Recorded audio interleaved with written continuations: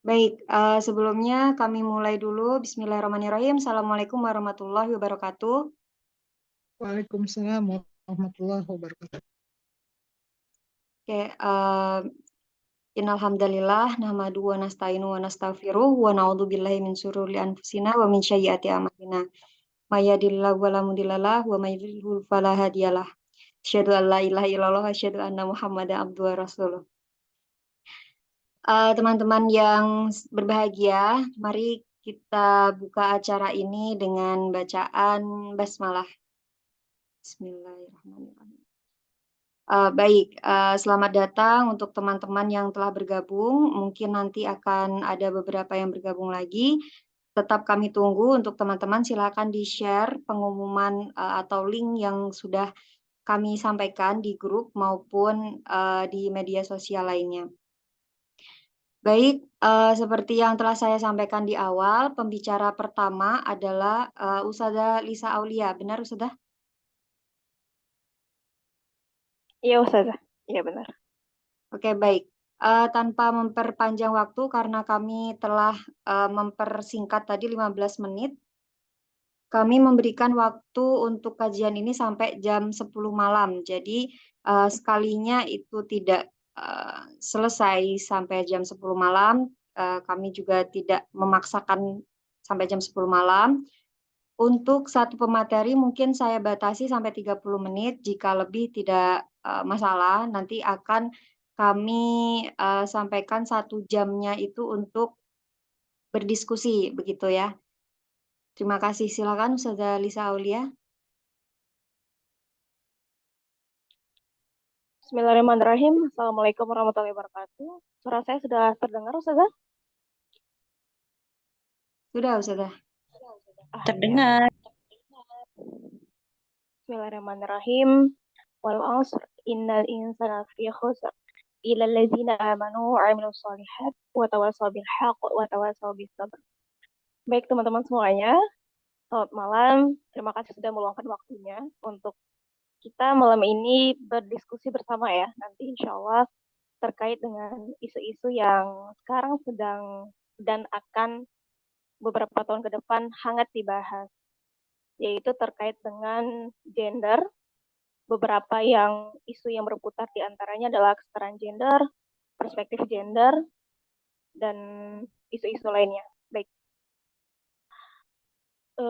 malam ini saya dan Mbak Vira memutuskan untuk membahas atau membedah buku Membiarkan Berbeda karya Ibu Ratna Megawangi atas satu alasan kuat bahwa walaupun buku ini sudah diterbitkan lama sekali ya, 1999, jadi sekitar 23 tahun yang lalu, tapi bagi saya sendiri, buku ini masih sangat relevan dan juga sangat kritis sekali bagaimana menanggapi konsep-konsep, isu-isu, dan ideologi yang muncul dari luar, yang kemudian diadopsi tanpa banyak pertimbangan, yang kemudian masuk ke dalam hukum, undang-undang, bahkan sekarang masuk ke dalam institusi pendidikan dan juga ekonomi. Baik, sebelum saya membahas lebih lanjut, mungkin Ustazah Fira bisa bantu share PPT saya mungkin. Oke, baik.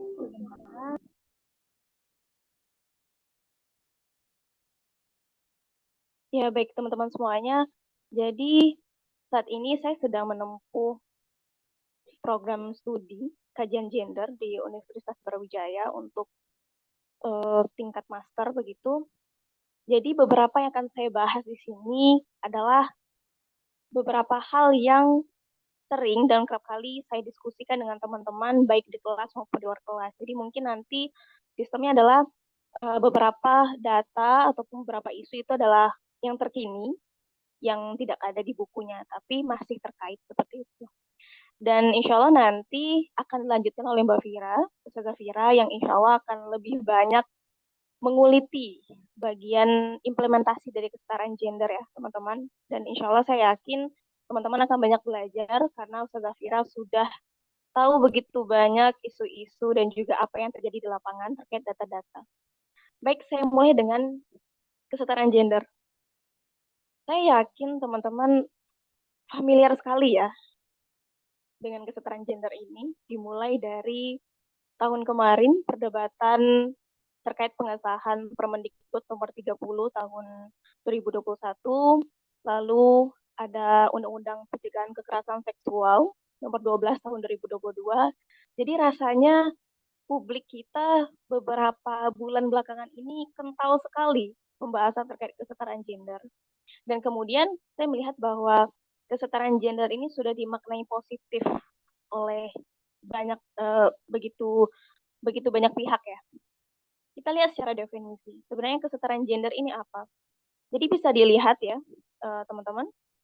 Saya mengambil dari dictionary Kamus AG. Equality in general, there is no mystery. Equality is the state of being equal or the same. Jadi kata yang saya bold di situ adalah equal or the same. Jadi setara itu artinya sama. Yang nanti kemudian di buku ini akan lebih diubah jadi lebih mudah oleh Ibu Ratna menjadi 50/50. Artinya sama rata. Tidak ada perbedaan sedikit pun. Nah, terkait gender sendiri, berbeda dengan jenis kelamin, kita kan jelas ya, membagi laki-laki dan perempuan itu berdasarkan jenis kelaminnya, laki-laki dan perempuan. Sedangkan kalau kita berbicara gender, ini adalah konstruksi sosial yang walaupun sebenarnya ada juga perdebatannya terkait bagaimana ukuran ataupun acuan dari gender itu sendiri. Namun kemudian kita lebih mengenal gender ini sebagai konstruksi sosial, bagaimana masyarakat memaknai dan melihat apa itu perempuan dan laki-laki. Baik, apa yang sebenarnya isu yang menjadi masalah terkait dengan kesetaraan gender ini? Nah, begini. Jadi kesetaraan gender ini telah menjadi salah satu indeks atau ukuran dari Human Development Index, atau di Indonesia kita mengenalnya IPM, Indeks Pembangunan Manusia. Nah, salah satu variabel dari indeks ini adalah meliputi kesetaraan antara wanita dan pria terkait usia harapan hidup, pendidikan, dan jumlah pendapatan, serta GEM, Gender Empowerment Measure, yang mengukur kesetaraan dalam partisipasi politik dan dalam beberapa sektor lainnya. Jadi, jika dulu awalnya indeks pembangunan masyarakat ini hanya berfokus melihat bagaimana tingkat kualitas pendidikan, kesehatan, sekarang variabelnya sudah masuk kesetaraan gender. Dan kalau teman-teman mengamati salah satu dana desa, salah satu kebijakan dari pemerintah kita itu 10% dari dana desa harus dialokasikan untuk kesetaraan gender. Jadi dia sudah masuk ke dalam sektor yang sangat mengkerucut ya. Baik, sekarang terkait dengan kenapa kesetaraan gender ini masuk ke dalam indeks pembangunan manusia. Sebenarnya ini adalah bentuk dari next, Ustazah. Jadi ini adalah bentuk dari bagaimana United Nations ini melihat ada diskriminasi terhadap perempuan. Jadi ada satu bentuk struktur yang secara sistematis ini memang mencegah perempuan untuk bisa memiliki kondisi yang lebih baik ataupun setara dengan laki-laki. Nah, kalau di Indonesia sendiri, kita lebih mengenal sebagai Indeks Kesetaraan Gender atau IKG menyebutnya. Jadi IKG ini adalah variabel dari IPM, Indeks Pembangunan Masyarakat, yang sekarang ini Indeks Kesetaraan Gender ini tidak hanya masuk ke sektor ekonomi, tapi politik pastinya dari yang kemarin kita lihat Permendikbud nomor 30 dan UU PKS nomor 12, dan sekarang ini juga masuk ke ranah pendidikan. Jadi di kelas saya sempat beberapa kali membahas terkait dengan bagaimana isu kesetaraan gender ini sudah menjadi salah satu basis ukuran dalam kualitas pendidikan. Bahkan terkait dengan pendidikan untuk disabilitas misalnya. Ini kesetaraan gender sudah masuk, teman-teman. Nah, ukuran dari kesetaraan gender ini adalah 50/50 yang menjadi acuan. Jadi misal di sektor pendidikan atau di institusi pendidikan yang dilihat adalah jumlah partisipasi perempuan di situ.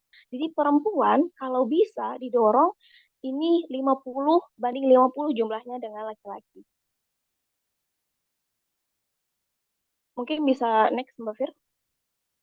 Nah, terkait dengan kesetaraan gender, salah satu negara yang bisa dibilang kesetaraan gendernya paling tinggi di dunia itu adalah Norwegia, walaupun tahun ini sudah digantikan oleh Swiss. Tapi Norwegia itu masih nomor 2. Norwegia ini menduduki nomor 1 dalam beberapa tahun terakhir terkait dengan Human Development Index, salah satunya karena kesetaraan gendernya tinggi sekali. Jadi kalau teman-teman bisa lihat ya di gambar yang saya cantumkan di situ, itu bagaimana mereka data-datanya perbedaan income, perbedaan upah kerja, pendapatan, partisipasi di politik, di pendidikan, ini kecil sekali perbedaannya. Nah, dengan demikian, Norwegia ini menjadi salah satu negara impian, menjadi salah satu negara rujukan indeks kesetaraan gender, salah satunya Indonesia, yang saat ini memang bisa dibilang indeks kesetaraan gendernya masih rendah karena laki-laki itu partisipasi di pendidikannya jauh lebih tinggi dibanding perempuan. Terkait dengan kesetaraan gender ini, di dunia sendiri secara internasional, mereka ini menggunakan gender mainstreaming, yaitu bagaimana segala sektor melibatkan integrasi perspektif gender ke dalam persiapan, desain, implementasi, dan monitoring, serta evaluasi. Jadi, segala bentuk entah kebijakan pendidikan, pembangunan, ini dari persiapan hingga evaluasi, semuanya harus menggunakan perspektif gender, yang kemudian mempromosikan kesetaraan gender antara perempuan dan laki-laki, serta memerangi diskriminasi. Nah, terkait dengan Norwegia, Norwegia ini sudah lama sekali mengusung ide kesetaraan gender. Jadi ya akhir-akhir abad ke-19, Norwegia ini sudah berfokus untuk memberikan hak-hak yang setara antara laki-laki dan perempuan. Lalu baru aktif menyuarakan kesetaraan gender itu pada tahun 1970-an dengan terpilihnya Perdana Menteri pertama Norwegia itu perempuan, dan setelahnya kebijakan-kebijakan di Norwegia itu sangat sangat berbasiskan kesetaraan gender. Kebijakan-kebijakan ini bisa next Mbak Fir. Kebijakan-kebijakan ini bisa kita lihat di semua sektor. Awalnya mungkin awal-awal akhir abad ke-19 ini Norwegia ini hanya berfokus untuk memberikan hak pilih bagi perempuan yang sebelumnya tidak ada. Setelahnya mungkin hak-hak yang masih dasar. Tapi setelah semakin banyaknya perempuan terlibat dan berpartisipasi di ruang politik seperti itu, ini semakin banyak kebijakan-kebijakan yang kemudian terkait dengan kesetaraan gender. Misalnya, semakin banyak perempuan ini, next Mbak Fir, semakin banyak perempuan ini yang menuntut kebebasan akses untuk aborsi, kontrasepsi, seperti itu. Mereka juga menginginkan upah ataupun gaji yang setara dengan laki-laki. Mereka menginginkan hak atas tubuh dan reproduksi. Jadi tidak ada aturan yang mengatur apakah mereka ingin aborsi, apakah mereka memiliki anak, dan lain sebagainya. Jadi bisa dibilang Norwegia ini langkahnya untuk menuju sebagai sekarang ya, dengan indeks kesetaraan gender tertinggi di dunia, ini sudah lama sekali. Mungkin sekitar 50 tahun yang lalu ya. Mungkin sekitar ya 50 tahun yang lalu. Sudah lama sekali. Dan dari akhir abad ke-20 itu kemudian Norwegia ini yang kemudian Perdana Menteri pertamanya perempuan dan didukung sejak lama ya oleh gerakan feminis seperti itu. Ini semakin melebarkan sayap kesetaraan gender di berbagai sektor dan bidang. Bahkan hingga dari 1986 sampai 2022 saat ini, partisipasi perempuan ataupun posisi perempuan di ranah politik ataupun parlemen tidak pernah kurang dari 40%. Bahkan sekarang sudah hampir mencapai 50%. Jadi bisa kita bayangkan teman-teman, di Indonesia misalnya terkait dengan kebijakan ataupun peraturan, perempuan harus porsinya 30% di parlemen, dan sekarang pun diusahakan untuk naik ya angkanya. Ini masih sulit ya dicapai angka tersebut di Indonesia. Tapi di Norwegia ini sudah hampir 50%. Jadi bisa dibilang porsinya sangat sangat seimbang begitu ya di parlemen. Dan dengan demikian implikasinya adalah semakin banyaknya kebijakan-kebijakan yang terkait dengan kesetaraan gender. Salah satu mungkin dampak yang paling terasa dari yang bisa kita lihat adalah selain dari kebebasan untuk mengakses aborsi dan kontrasepsi secara bebas, selain itu adalah Norwegia ini menjadi salah satu negara yang sangat ramah LGBT, teman-teman. Jadi, Norwegia ini menjadi kontributor terbesar pada komisioner tertinggi PBB dalam menangani LGBT. Selain dari itu, Norwegia ini juga memiliki The Discrimination Act.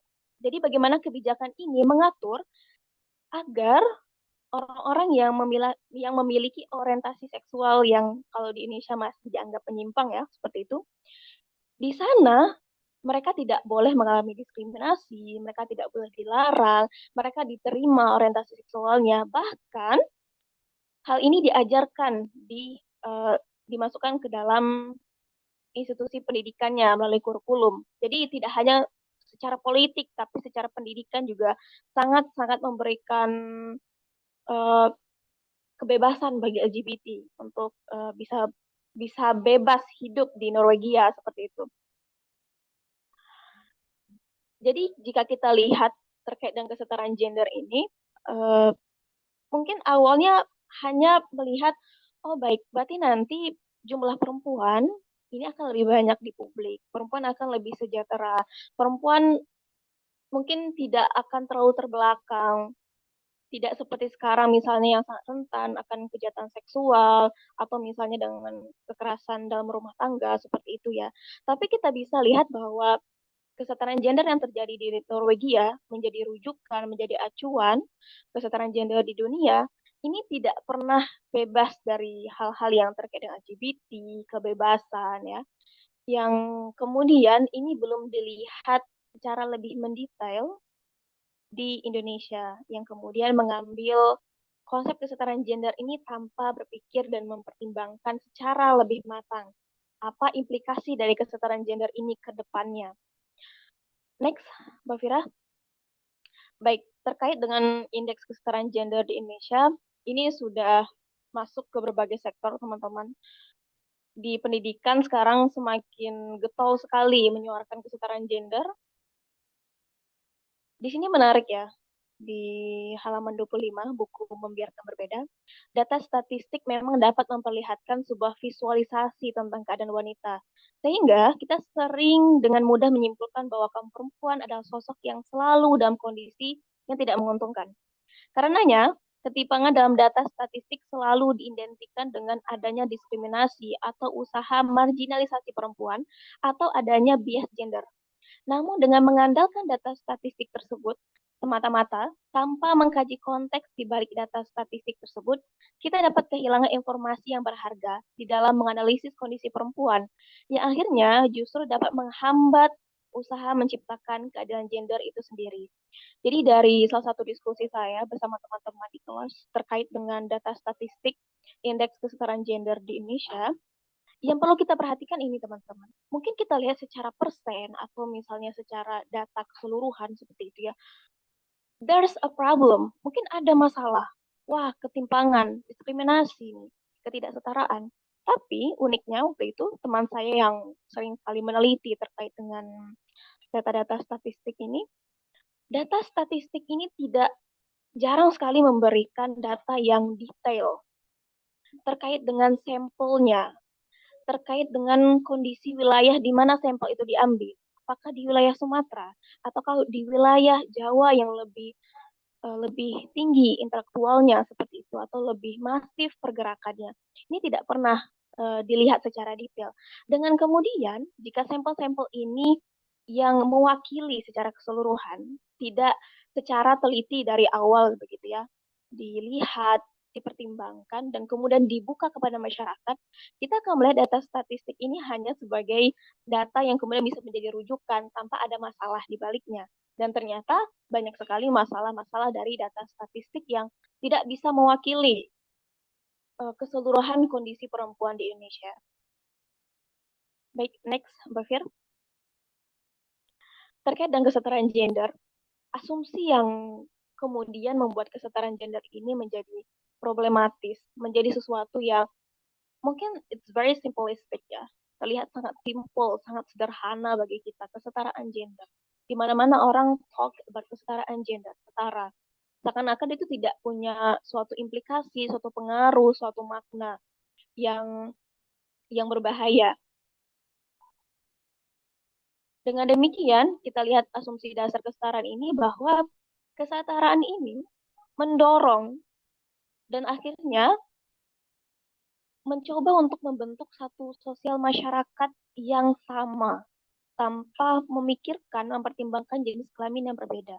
Dengan demikian, perempuan ini dorong untuk memiliki kapasitas, kesukaan, pendidikan yang kemudian terutamanya tingkat pendapatan yang sama dengan laki-laki. Masalahnya di sini, secara implisit pula,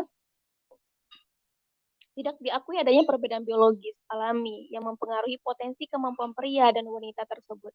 Ketika laki-laki kita jadikan sebagai ukuran misalnya ya, perempuan yang tinggal di rumah, ibu rumah tangga, atau perempuan yang ya lebih dominan domestik misalnya, ini akan terlihat sebagai bentuk subordinasi, sebagai bentuk penindasan. Perempuan ini tidak bebas untuk keluar, dia terkekang.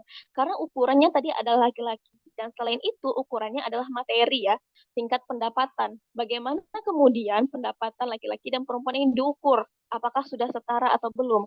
Kalau belum setara, berarti negara tersebut belum melaksanakan atau belum mencapai indeks kesetaraan gender. Nah, ini kemudian yang menjadi problematis. Bagaimana ukuran ini mengubah pandangan kita mengenai peran perempuan serta tanggung jawabnya di masyarakat.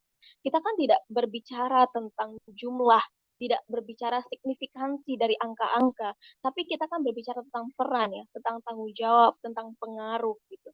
Dan dengan demikian kita mensimplifikasi permasalahan ini menjadi segasotnya harus setara, harus sama. Saya dan laki-laki itu sama, laki-laki di luar, di publik, saya juga publik juga. Tanpa ada berlandaskan satu bentuk, misalnya satu bentuk pemikiran, landasan yang baku mengenai mengapa perempuan harus di luar, mengapa perempuan harus di dalam. Alasan-alasan ini yang kemudian jarang sekali diperbincangkan dan hanya dilihat dari sisi perempuan di rumah, berarti mereka tertindas. Perempuan di rumah ya berarti mereka ini tidak unggul secara materi, secara pendapatan seperti itu. Mau tidak mau, ujung-ujungnya kita akan berbicara di ranah-ranah itu saja. Tapi kita tidak berbicara di ranah yang lebih signifikan terkait dengan peran perempuan. Apakah peran dia akan signifikan di domestik ataupun di publik seperti itu. Lalu kemudian pertanyaannya adalah apakah ketidaksetaraan gender adalah sumber masalah utamanya? Jadi kan memang kita lihat ya, di mana-mana orang selalu bilang, ya masalah negara kita ini kenapa perempuannya gini-gini aja. Sering menjadi objek pelecehan seksual, kekerasan seksual, atau misalnya menjadi objek KDRT, ya lagi-lagi ketidaksetaraan. Ketidaksetaraan ini menjadi satu simbol, satu titik yang menguatkan bahwa hanya kesetaraan gender yang bisa menjadi solusi ataupun jawaban dari permasalahan yang perempuan hadapi, terutama di Indonesia. Next. Dari buku Membiarkan Berbeda, kita melihat bahwa masalah yang jauh lebih bisa menjadi masalah utama dari kondisi perempuan dari buku Membiarkan Berbeda dan bagi saya juga itu terkait dengan kemiskinan. Kita jauh-jauh ngomongin perempuan gajinya berbeda laki-laki. Perempuan partisipasi politiknya jauh dibandingkan laki-laki. Perempuan di parlemen, perempuan jumlah partisipasinya di ruang pendidikan, di ruang ekonomi ini jauh dibanding laki-laki. Tapi sebelum itu, kita luput untuk membincangkan kondisi kemiskinan yang sangat akut di Indonesia. Dan terutama bagaimana perempuan ya, jika mereka sudah dalam kondisi miskin, ini mereka tidak akan bisa mengakses ruang pendidikan. Sulit sekali. Jadi kemarin ya beberapa pekan yang lalu sempat membahas feminis postkolonial, bagaimana kemudian kita memfokuskan untuk melihat kondisi perempuan yang sesungguhnya di negara kita misalnya. Orang-orang kaya itu banyak sekali, perempuan-perempuan yang mobilitas branded gitu ya, kayak Chanel, Dior itu banyak sekali.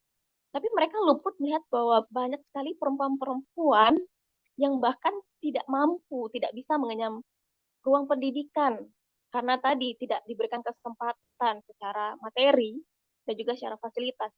Lebih di wilayah Sumatera, di desa saya itu masih banyak perempuan-perempuan yang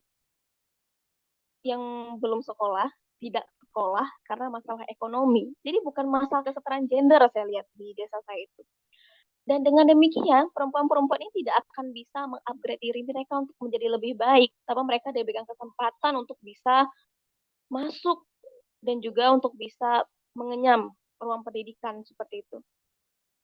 Yang dari sini saya melihat ya, bagaimana kemiskinan ini kita anggap sangat normal,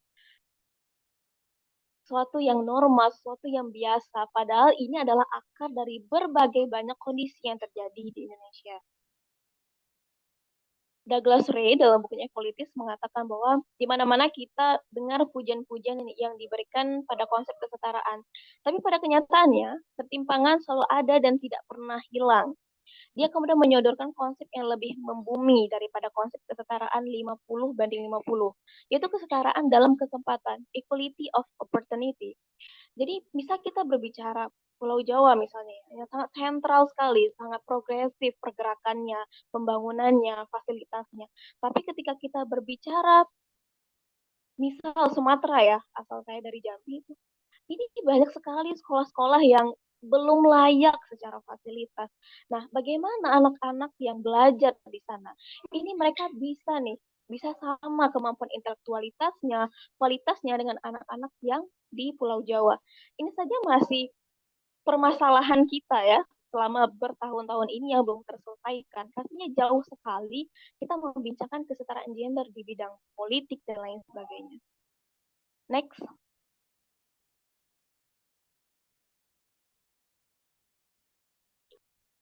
Dalam mewujudkan masyarakat 50-50 ini, atau dengan kesetaraan gender ini, gerakan-gerakan yang aktif sekali menyuarakannya, salah satunya adalah feminis, ini dengan melalui 3 cara ya, yaitu transformasi sosial dengan pertama, tidak ada stratifikasi dalam masyarakat, tidak ada hierarki, tidak ada yang lebih tinggi, tidak ada yang lebih rendah, tidak ada yang lebih berkuasa.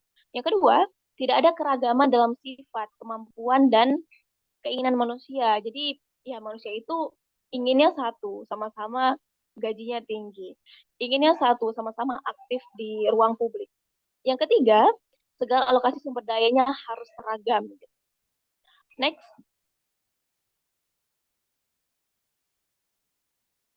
Nah, salah satu rujukan penting terkait kesetaraan gender ini adalah mengenai struktur keluarga ya. Kenapa kita merelasikan isu kesetaraan gender dengan keluarga? Jadi dari bukunya Frederick Ingalls, The Origins of the Family, Private Property, and the State, dia menjelaskan bagaimana keluarga ini menjadi struktur yang melahirkan subordinasi dan melanggengkan opresi terhadap perempuan.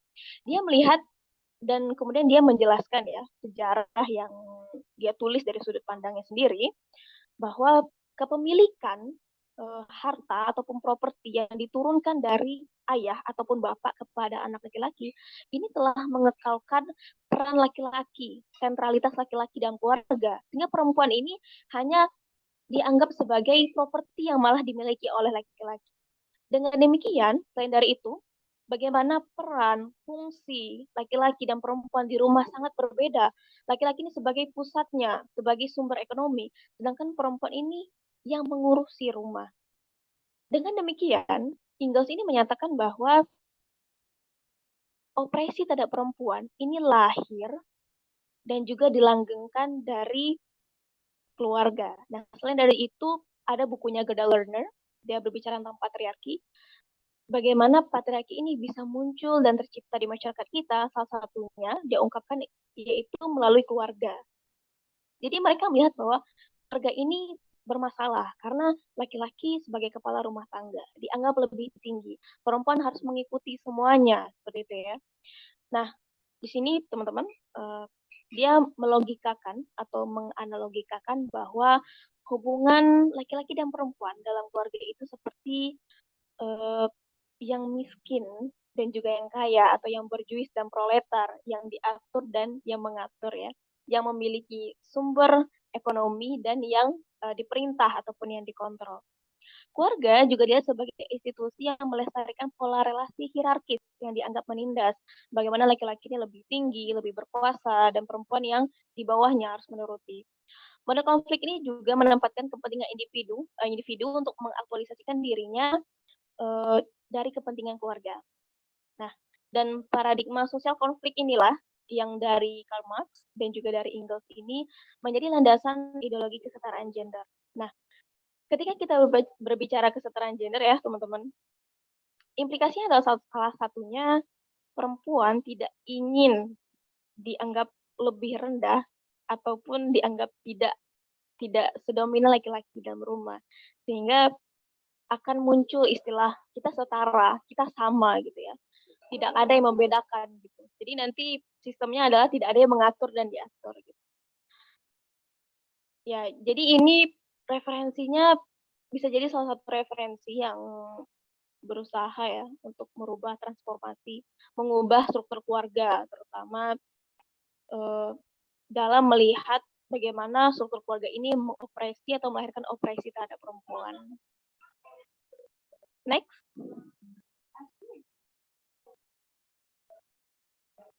Baik, sekarang terkait dengan teori struktural fungsional dalam keluarga. Jadi ini adalah teorinya Talcott Parsons. Jadi dia melihat bahwa tadi kita sudah berbincang tentang keluarga ini dilihat sebagai sumber konflik, sumber yang kemudian melahirkan opresi terhadap perempuan. Tapi Talcott Parsons bilang dan mengatakan bahwa keluarga ini yang menjaga keseimbangan sosial kita. Keseimbangan akan menciptakan sebuah sistem sosial yang tertib, social order, dan selanjutnya dapat mempengaruhi ketertiban dalam sistem sosial yang lebih besar lagi. Jadi bagaimana ya, setiap individu ini dijaga, dipelihara, dan dididik dengan baik dari struktur yang paling kecil yaitu dirinya pastinya, kemudian dalam lingkup keluarga, dididik oleh ayah dan ibunya. Ketika didikan ini sudah baik, dia akan masuk ke dalam sosial dan menjadi satu pribadi yang baik pula. Jadi ketika individu-individu ini telah terjaga, maka sosial kita secara perlahan juga akan terjaga. Jadi implikasinya mungkin terlihat sangat kecil ya, tapi pengaruhnya besar sekali. Struktur dalam keluarga dianggap dapat menjadi institusi keluarga sebagai sistem kesatuan. Next. Nah, tiga elemen utama dalam struktur internal keluarga ini pertama ada status sosial, jadi bagaimana baik ibu maupun ayah maupun anak-anaknya, mereka ini memahami identitas mereka di rumah sebagai apa, dan dengannya mereka bisa berperan sesuai dengan itu. Yang kedua, fungsi sosial ataupun peran mereka di dalam rumah. Mereka ini kan perannya tidak sama ya, berbeda-beda. Peran ayah, peran ibu, peran anak. Yang ketiga adalah norma sosial, bagaimana di dalam rumah, dari struktur keluarga ini, setiap individunya diajarkan, diberikan norma-norma sosial yang dengannya mereka ini diatur tingkah lakunya dan juga tindakannya. Nah, dari sini bisa kita simpulkan bahwa struktur keluarga ataupun keluarga ini sendiri punya peran yang sangat signifikan sekali. Banyak kemudian usaha-usaha, upaya-upaya untuk meruntuhkan dan menghancurkan struktur keluarga.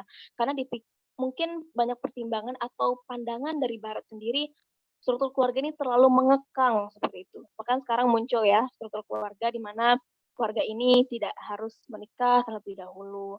Atau misalnya keluarganya ini berbasiskan orientasi seksual yang menyimpang.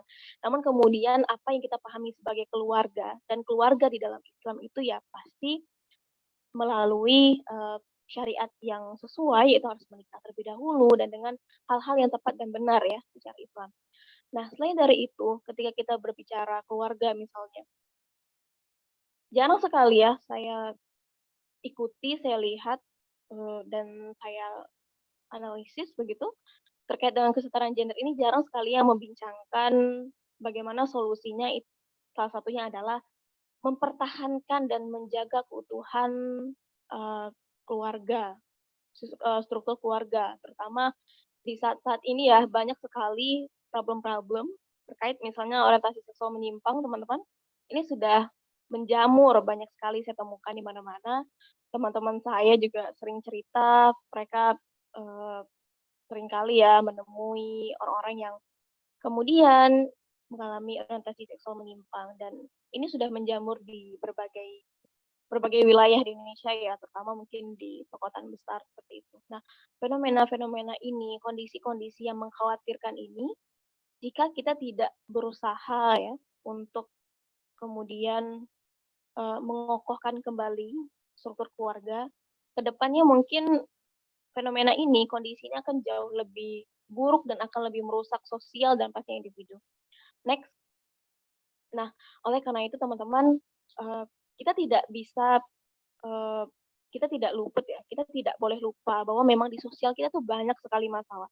Kita tidak bisa menyangkal kesetaraan gender dan membuang semua pandangan-pandangan, gerakan-gerakan yang dilakukan oleh feminis misalnya, seperti itu.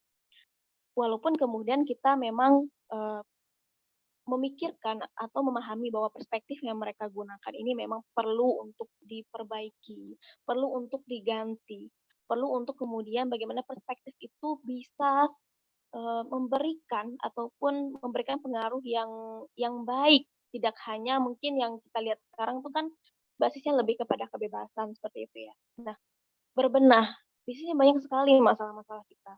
Masalah kekerasan dalam rumah tangga, masalah kejahatan seksual, pernikahan dini, kemiskinan gitu. Dan gerakan yang paling sering ya, saya tidak bilang mayoritas dan paling banyak, yang paling sering sekali menyuarakan terkait kekerasan dalam rumah tangga, bagaimana mereka kemudian melindungi perempuan-perempuan yang menjadi korban ini memang lebih seringnya gerakan dari feminis. Dan tidak luput kita melihat bahwa mereka sangat aktif di situ. Nah, mungkin dulu ya perdebatan kita mungkin lebih terkait dengan Permendikbud nomor 30, UU PKS nomor 12. Kita ribut masalah ini bagaimana Indonesia nanti kalau undang-undang ini dan sebagainya. It was really good ya. Kita berarti memperhatikan ada sesuatu yang ada konsep yang kemudian diadopsi tanpa dipertimbangkan. Namun kemudian kita lihat saat ini ya Permendikbud sendiri, ini implementasinya belum ada. Bahkan kemarin saya sempat berbincang juga di kelas itu, belum ada implementasinya di kampus-kampus gitu. Jadi bisa dibilang negara kita ini suka sekali memproduksi hukum dan kebijakan ya, tapi tidak memikirkan jangka panjangnya tindakan-tindakannya. Terkait KDRT ini misalnya ya, salah satu teman saya, dia itu ketua P2TP2A, Perlindungan Perempuan dan Anak. Dia menceritakan bagaimana banyak sekali perempuan yang menjadi korban kekerasan dalam rumah tangga ini setelah melaporkan itu mencabut kembali laporannya karena banyak faktor. Pertama, faktor ekonomi. Mereka memikirkan setelah bercerai, mereka bisa hidup dengan apa? Negara tidak akan bisa memberikan ataupun mengakomodasi ataupun memfasilitasi ataupun membantu mereka secara materi seperti itu. Yang kedua, mereka memikirkan kondisi anak-anak, misalnya begitu ya. Bagaimana anak-anak ini kemudian nanti sekolahnya, pendidikannya, kehidupan sosialnya dan lain sebagainya. Dan dari situ juga teman saya ini mengatakan bahwa setelah 4 tahun dia bekerja sebagai ketua P2TP2A itu, sedikit sekali perempuan yang setelah melapor itu benar-benar mengajukan ke persidangan, dan dari situ sedikit sekali yang kemudian diberi fasilitas untuk misalnya meningkatkan skill, bagaimana kemudian setelah bercerai mereka mungkin mendapatkan akomodasi berupa pemasukan secara ekonomi dan sebagainya. Nah, di sini kan kita lihat ya bahwa banyak sekali masalah-masalah di sosial kita, masalah-masalah terkait dengan perempuan yang sering sekali menjadi korban kekerasan di dalam rumah tangga misalnya gitu ya. Ini miris sekali dan angkanya memang tinggi begitu. Kita tidak boleh menafikan kenyataan dan data ini. Dan kemudian bagaimana kita membuat satu aksi, membuat satu solusi secara nyata perempuan-perempuan ini untuk kedepannya mereka ini bisa terlindungi dari kekerasan secara fisik yang juga nanti akan mempengaruhi mental mereka. Lalu kita juga berbicara kejahatan seksual yang marak dan masif pada perempuan, pernikahan dini di mana-mana ya, di desa saya itu masih tinggi sekali pernikahan dininya, lalu kemiskinan gitu. Jadi berbenah banyak sekali memang tugas-tugas kita, dan sayang sekali ya negara kita ini masih fokusnya memproduksi hukum pasal-pasal, undang-undang dan lain sebagainya gitu. Tapi belum berbenah terkait dengan fasilitas, terkait dengan pencegahan ke depannya bagaimana gitu. Yang kita ributkan undang-undang, pasal-pasal nyatanya ya implikasinya juga tidak terlalu besar karena tidak dijalankan dengan baik. Baik, next. Terakhir ya teman-teman, ini sepertinya saya sudah terlalu lama sekali. Institusi keluarga yang sehat adalah salah satu wadah yang paling efektif untuk menciptakan individu-individu yang bermoral, di mana para anggotanya belajar untuk saling menghormati, melindungi dengan penuh kasih sayang, walaupun peran dan status para anggotanya berbeda-beda. Dengan membiarkan berbeda, perempuan dan laki-laki akan menjalankan peran dan tanggung jawabnya sesuai dan selaras dengan fungsi biologisnya. Keseimbangan struktur keluarga akan terjaga jika setiap pihak menjalankan perannya sesuai ketentuan dan memelihara sistem atau organisasi tempat ia berada. Jadi kembali lagi, dibandingkan dengan kesetaraan gender, yang paling tepat adalah keadilan gender, bagaimana baik laki-laki dan perempuan menjalankan perannya masing-masing sesuai dengan fungsi biologisnya, sehingga acuan kita bukanlah materi, bukanlah pencapaian angka-angka, tapi acuan kita adalah peran, kontribusi, dan juga pengaruh. Baik, mungkin sekian dari saya. Maaf teman-teman jika mungkin terlalu panjang ya penjelasannya. Semoga nanti kita bisa berdiskusi lebih lanjut terkait dengan kesetaraan gender ataupun keluarga. Baik, sekian saya serahkan kepada Mbak Fira. Assalamualaikum warahmatullahi wabarakatuh. Waalaikumsalam warahmatullahi wabarakatuh. Terima kasih Ustazah Lisa Aulia atas pemaparan pertamanya. Teruntuk teman-teman yang ingin menanyakan tentang perihal feminis secara global ataupun dari apa yang telah Ustazah Lisa Aulia tadi sampaikan, silakan mengetik di kolom komentar ataupun jika ingin menanyakan secara langsung bisa secara raise hand. Nanti pertanyaan akan saya bacakan di akhir setelah pembicara kedua. Silakan mungkin jika ingin menanyakan boleh di chat di kolom chat dari sekarang.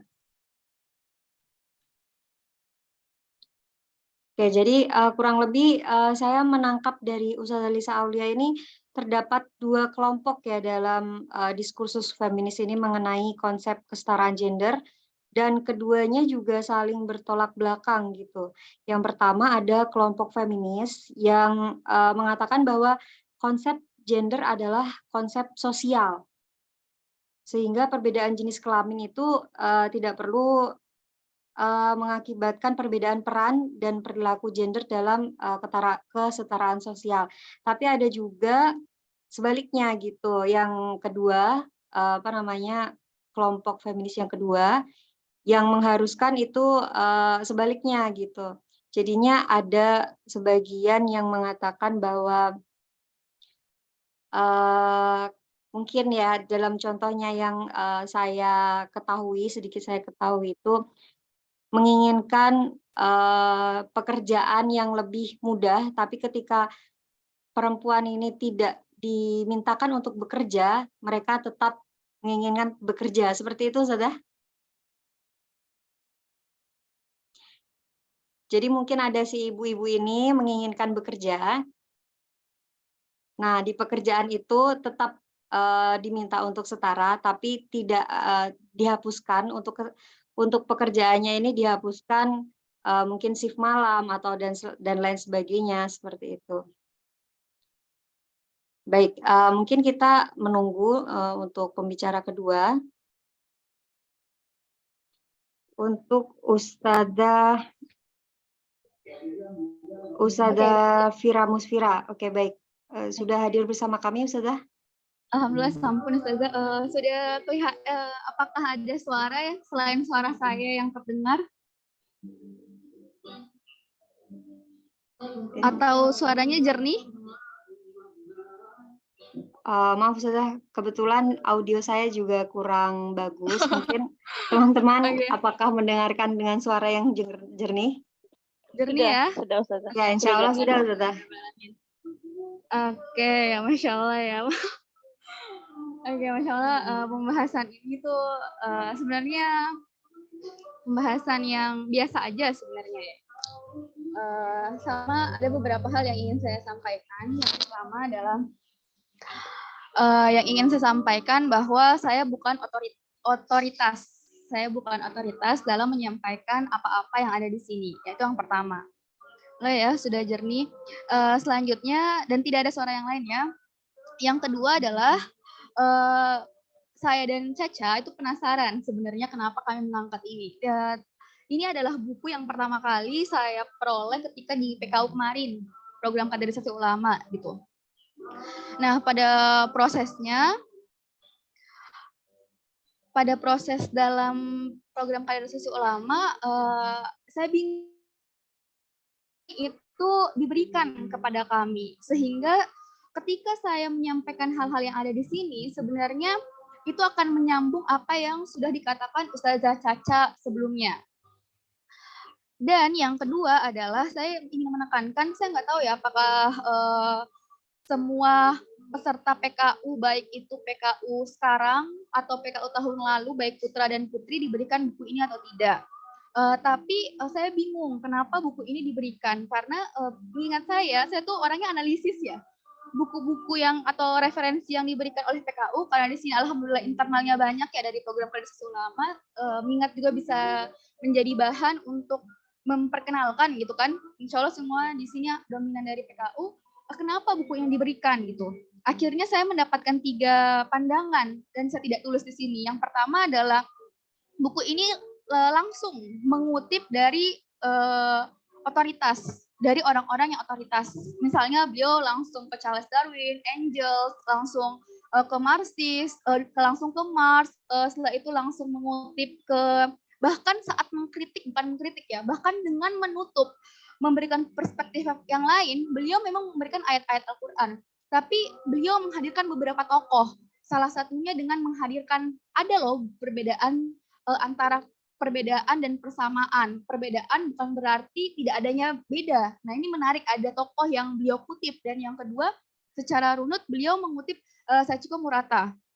Ini juga sangat unik dan konsep inilah yang akan menutup dan membuat tulisan ini otoritas. Setelah itu tahun ini bukunya diterbit tahun 1999.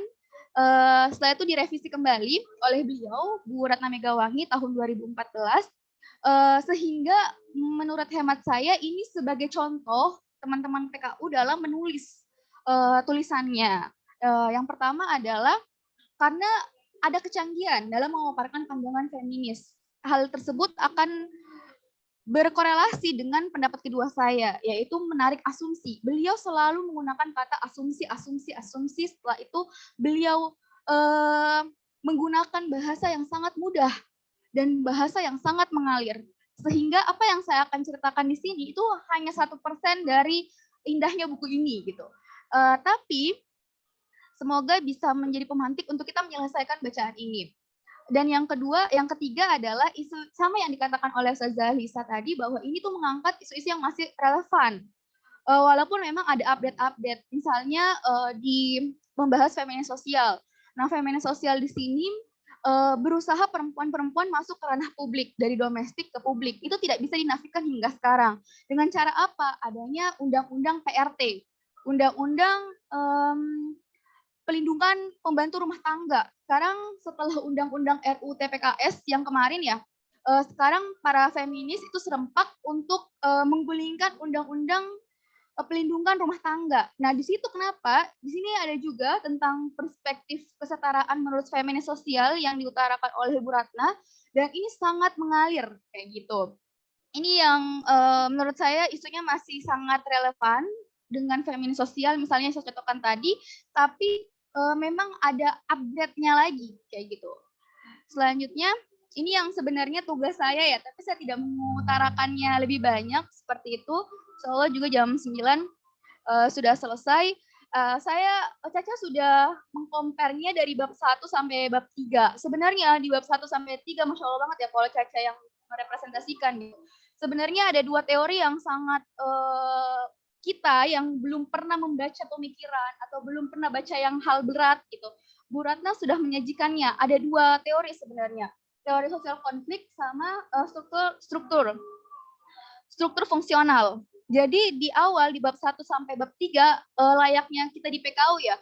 Pasti mentor-mentor itu menyarankan kita uraikan dulu seurai-urainya. bagaimana pandangan-pandangan barat gitu, pandangan-pandangan barat. Nah, bab 1 sampai bab 3 itu adalah uraiannya beliau. Khususnya ada 2 ya. Yang pertama adalah struktur fungsional dan yang kedua teori sosial konflik, dan itu selalu diulang-ulang di bab 4, 5, 6 dan khususnya di bab 4 dan bab 5 dan khususnya lagi di bab 5. Itu selalu beliau ulang-ulang. Sehingga disayangkan ketika teman-teman tidak membaca bab 1 sampai bab 2 kayak gitu. Nah, selanjutnya yang berikutnya adalah di bagian saya di sini beliau mencoba menguraikan konsep gender, baik nature dan nurture. Di sini beliau mengutip yang otoritatif ya. Dan yang kedua adalah usaha-usaha yang mewujudkan kesetaraan gender. Yang paling menarik di tahun 1999 sudah ada feminis, sebenarnya di sini ada 2 ya, feminis liberal, sosialisme. Kalau teman-teman lihat usaha-usaha untuk mewujudkan kesetaraan gender yang tadi disebutkan oleh Zalisa tentang 50/50. Nah, di sini penghapusan nature feminin pada individu saya akan jelaskan. Setelah itu yang sosial juga saya akan jelaskan dan hanya dari perspektif liberal. Silahkan teman-teman baca dalam konsep sosialisme, teologi, dan juga yang terakhir ekofeminis. Nah, ekofeminis juga sering diulang-ulang beliau dari konsep 4 dan 5, dari bab 4 sampai bab 5. Selanjutnya pengalaman negara-negara sosialis untuk mengubah nature feminis, nah atau yang disebut dengan feminine mode. Nah, di sini itu banyak dan hampir semua sama gitu. Dan beliau sangat amat mengutarakan di bagian ini bukan hanya konsep, tapi beliau mengkomparasikan apa-apa saja yang berkaitan dengan permasalahan yang ada di Uni Soviet misalnya. Misalnya ketika perempuan-perempuan sudah berada di ranah publik. Nah, di situ akan meningkat kekerasan terhadap pembantu rumah tangga. Nah, yang kedua adalah adanya munculnya kenakalan remaja, munculnya aspek-aspek amoral. Itu efek dari negara-negara sosialis melanggengkan kesetaraan itu, dan beliau menjelaskannya sangat runut. Mungkin saya banyak keterbatasan, ketidaktahuan, dan juga masih minim dalam bacaan seperti itu, jadi tidak pandai untuk menguraikannya. Selanjutnya masuk ke bab 6 dan bab 7, ini bab yang cukup menarik juga di bab 6 sama bab 7, yang saya kagetkan juga di bab 7 gitu. Beliau mengutip Sachiko Murata, yang ketika kita baca bukunya beliau, The Law of Islam, itu cukup berat ya kita memahaminya, dan saya juga cukup berat memahaminya dan pelan-pelan untuk memahaminya, tapi ternyata beliau bisa menjelaskan kita dengan sangat amat mudah, Ibu Ratna ini.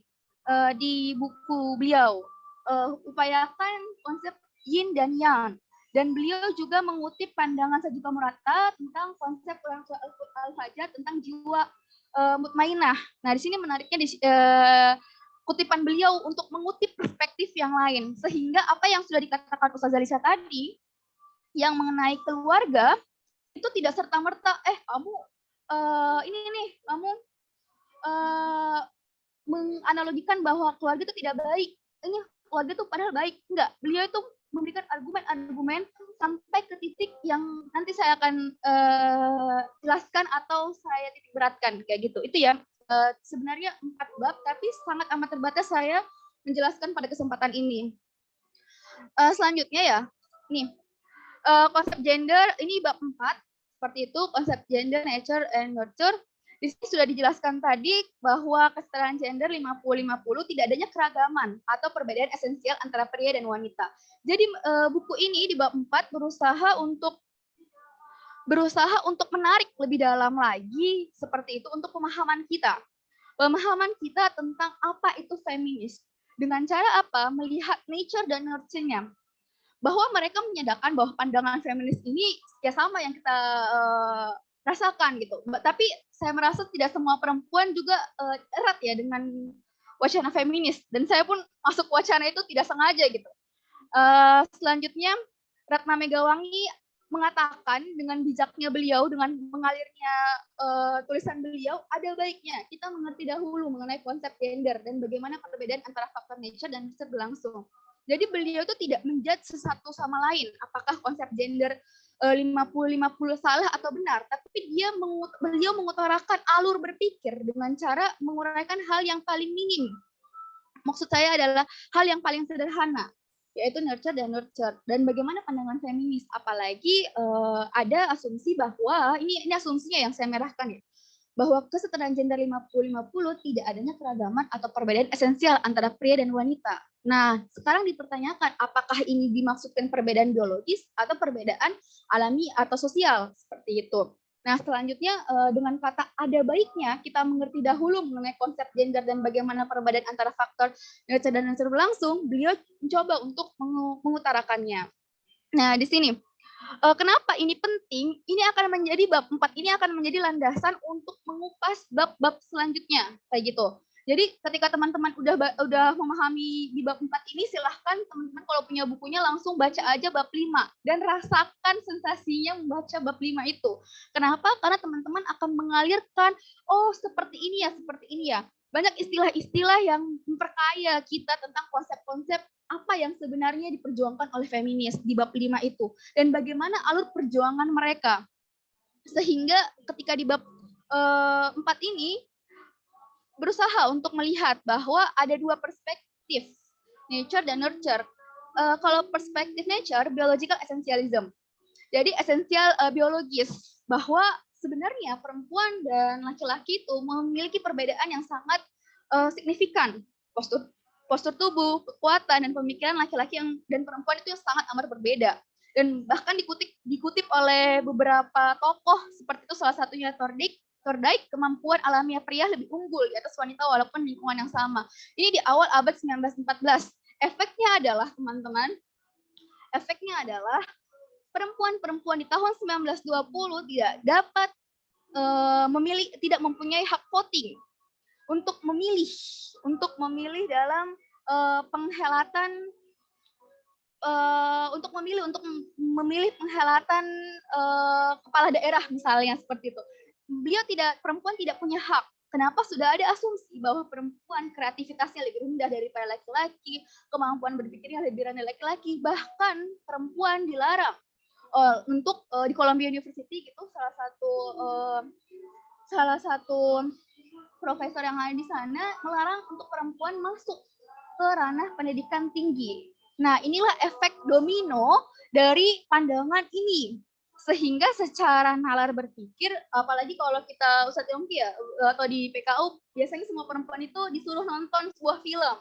Dan film ini berusaha untuk memberikan rasa kritis kita bahwa apa yang dilakukan oleh feminis itu adalah respon wajar pada saat itu. Nah, gitu.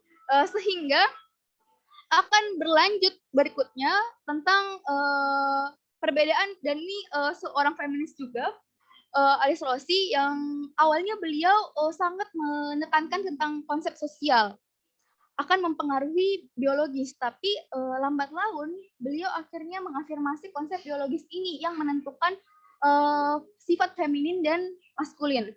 Dan yang harus menjadi latar belakang bahwa jenis kelamin itu tidak ada perbedaan, tidak ada kritik dari situ, tapi yang akan menjadi titik tekannya adalah sifat maskulin atau feminin. Beliau mengatakan bahwa perbedaan gender bukan karena faktor sosialisasi, melainkan bersumber dari keberagaman antar seks yang mempunyai tujuan fundamental untuk kelangsungan hidup spesies manusia. Nah, ini yang menitikberatkan bahwa perbedaan laki-laki sama perempuan hanya karena perempuan itu menstruasi, menyusui, dan melahirkan. Bolehkah ketika perempuan dengan teknologi itu tidak mengalami itu? Nah, ini adalah titik tekannya bahwa marilah kita mengubah biologis ini agar kondisi-kondisi biologis ini dapat menghantarkan perempuan untuk bisa setara dengan laki-laki. Nah, semoga penjelasan saya tidak rumit ya. Selanjutnya adalah tapi pada akhirnya adalah pandangan feminis pun itu berbeda, rekan-rekan sekalian. Tahun 1960 sampai 1970, pandangan feminis untuk menginginkan kesetaraan gender itu menolak biological essentialism sebenarnya. Jadi pandangan feminis ini sebenarnya menolak yang saya katakan yang tadi ya, menolak bahwa perempuan itu boleh kok dengan teknologi itu tidak melahirkan, perempuan tidak menyusui itu dengan teknologi. Makanya nanti kita akan menemukan teknologi-teknologi yang bagaimana seorang laki-laki itu bisa menyusui. Nah, seperti itu.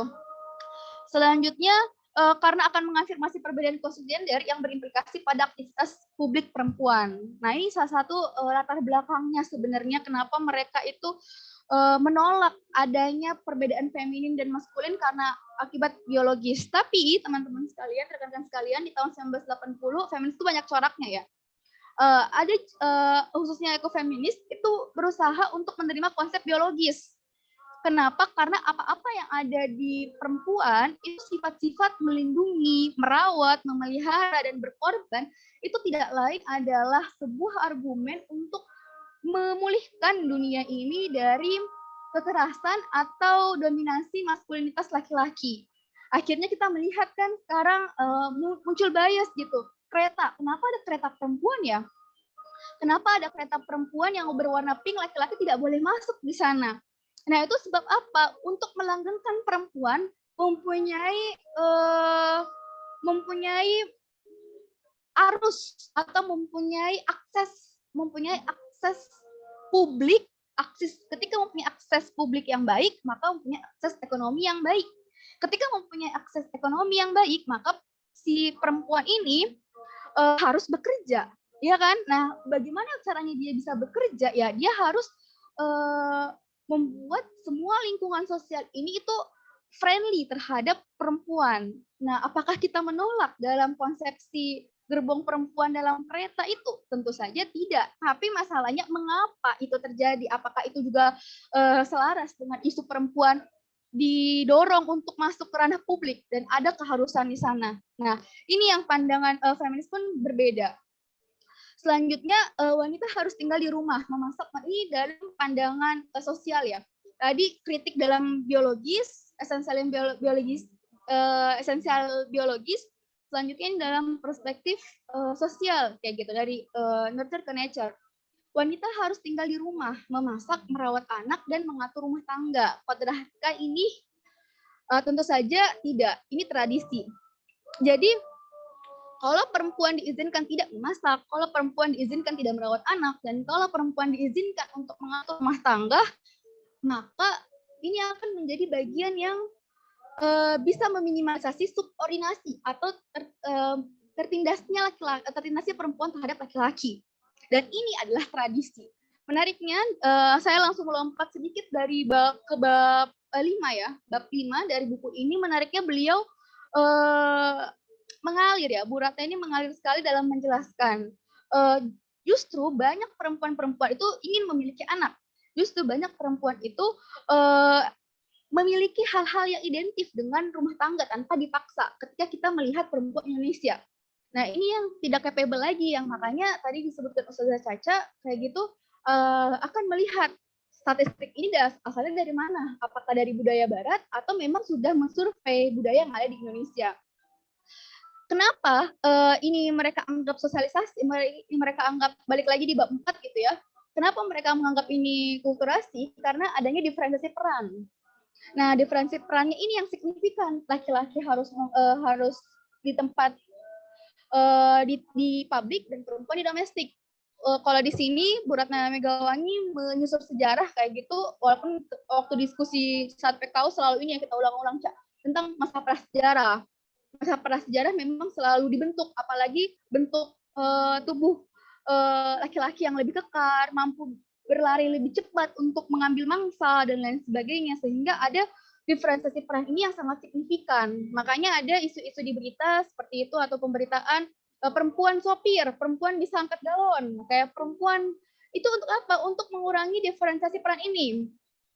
Adapun upaya rekayasa teknologi, menarik sekali ya teman-teman sekalian promosi. Di Almunari juga ada kelas Feminist Talk setiap minggu malam ya. Itu pernah disinggung oleh Ustadz Yongki di bab-bab sebelumnya. Sepertinya ini kita sudah sampai sudah masuk mau psikoanalitik ya, 2 minggu lagi. Beberapa yang lalu itu, dan di pemberitaan khususnya di Family Watch, kalau teman-teman juga menyimak, banyak rekayasa teknologi yang dihadirkan. Salah satunya rekayasa hormon. Bagaimana perempuan tidak menstruasi. Bagaimana laki-laki bisa menstruasi gitu.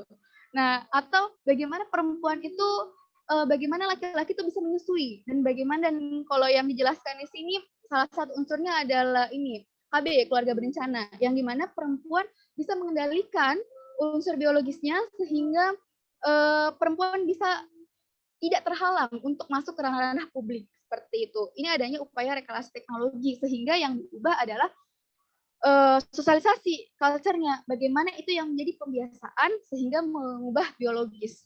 Setelah itu yang terakhir selalu disebutkan di beberapa babnya, Bu Ratna mengatakan kesetaraan gender sulit dilakukan.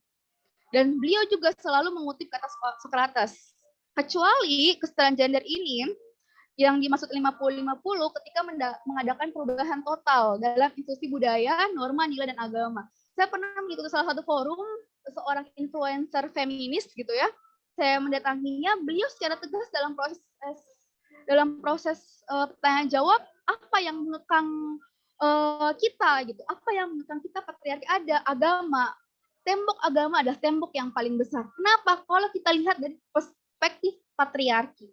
Nah ini yang menjadi kritik juga ya tentang kesetaraan gender itu bisa terjadi, tapi sangat amat sulit. Nah apakah ini bisa kecuali kita mengubah konstruk sosial? Jangan ada orang-orang yang taat beragama, khususnya agama Islam.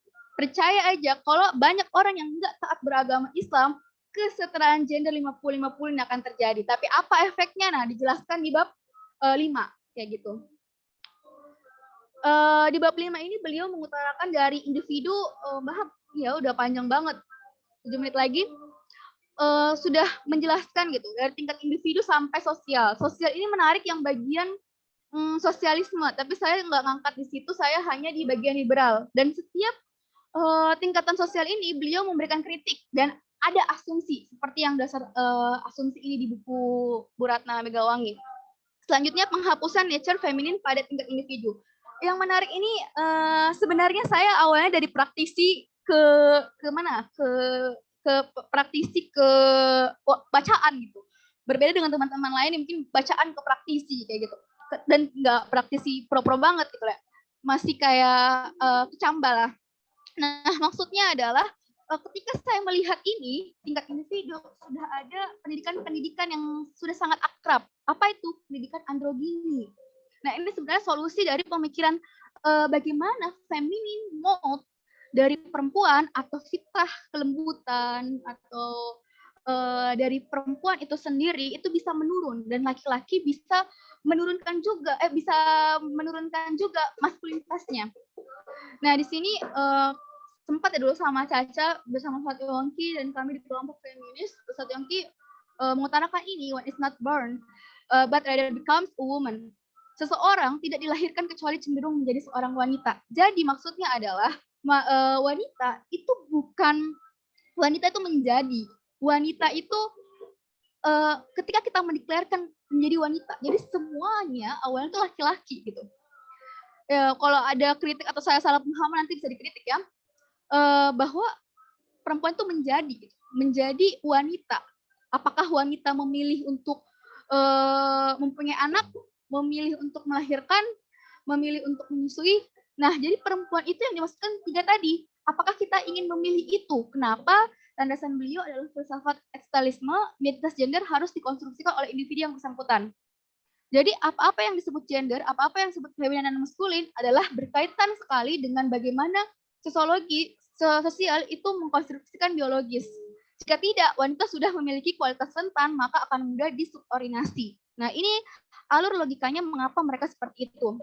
Istilahnya adalah kalau di buku aspek ensio, makhluk sosial, manusia perempuan adalah makhluk sosial ke makhluk rasional.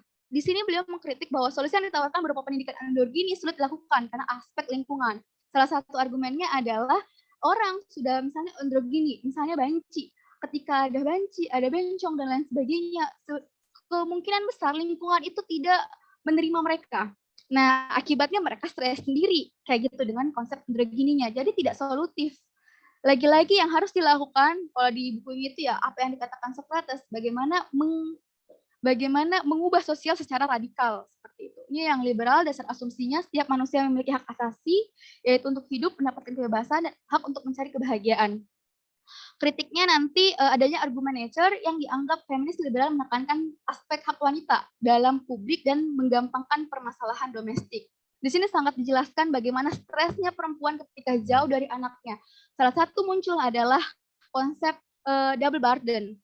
Jadi perempuan-perempuan yang masuk ke publik mengalami double burden gitu. Beberapa ustadz juga yang saya temui gitu kan menjelaskan bahwa memang ketika perempuan masuk ke ranah publik seperti itu, ini konsep pada umumnya akan sangat kecapean, tertatih 2 kali lipat. Apalagi keluar publiknya bukan karena Allah, kayak gitu kan. Pasti sangat amat kecapean. Tapi ibaratnya berbuat buruk sama kayak berbuat baik gitu. Kalau kita bersungguh-sungguh berbuat baik, maka akan sama sulitnya kalau kita bersungguh-sungguh untuk berbuat buruk kayak gitu. Ini yang menjadi titik tekan bahwa sebenarnya akan menjadi bumerang sendiri bagi perempuannya. Dan ada juga yang di bagian feminis sosial gitu, beliau memberikan contoh salah satu tokoh feminis yang beliau dua-duanya itu hukum dan suaminya juga hukum, beliau punya karir yang sama, tapi suatu hari mereka memutuskan memiliki anak, akhirnya mereka punya anak, tapi beliau bingung, oh ternyata mempunyai anak sangat sulit seperti ini. Akhirnya beliau menyarankan kepada suaminya untuk membantunya, ternyata suaminya tidak mau, dan akhirnya mereka bercerai, dan akhirnya si perempuan ini harus menanggung 2 kepala, dirinya dan anaknya, seperti itu. Sedangkan si suaminya, si mantan suaminya, karirnya semakin naik. Nah inilah yang menjadikan perempuan semakin sulit sebenarnya. Kenapa? Karena adanya double burden dan lain sebagainya. Saya langsung masuk aja di kesatuan harmonis seperti itu. Di sini ada Sajiko Murata, Yin dan Yang. Saya nggak terlalu menekankan ya, sama jiwa al-mutmainah. Bagus sekali beliau menjelaskan dalam konsepsinya bahwa perbedaan itu bukan berarti persamaan secara kualitas. Perbedaan itu bukan berarti persamaan secara kualitas seperti itu. Selanjutnya bahwa jiwa mutmainah yang ada di diri manusia itu terletak pada manusia dan perempuan. Makanya di sini di bab 4 beliau menggunakan istilah positif masculinity dan negatif masculinity. Jadi jiwa mutmainah itu ke positif dan ke negatif. Kayak gitu. Dan itu yang terakhir adalah institusi keluarga sebagai tempat internalisasi moral, yang sudah dicetuskan oleh Ustazah Lisa tadi ya, tentang menginternalisasi nilai moral. Jadi bukan hanya dan di sini baiknya bukunya bab 5, dia menjelaskan secara runut kenapa feminis itu mau menyerang keluarga gitu, mau menyerang keluarga. Di sisi lain keluarga Indonesia barangkali sedang lemah atau lain sebagainya. Makanya yang ditekankan itu bukan berkeluarga, bukan hanya berkeluarga, tapi juga menginternalisasi moral dalam keluarga. Kalau teman-teman sebagai anak, bagaimana caranya moral-moral itu diinternalisasikan. Nah, itu sebenarnya yang menjadi konsep bagaimana untuk mengelak kesetaraan itu bukan hanya 50-50, tapi kesetaraan itu yang adil. Itu dari saya. Wassalamualaikum warahmatullahi wabarakatuh.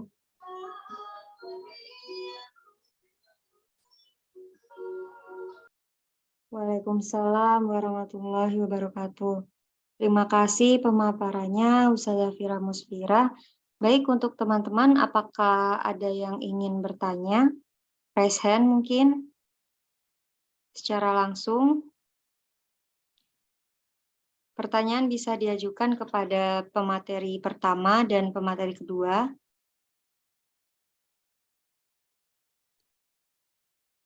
Oke, mungkin kita tunggu sebentar ya.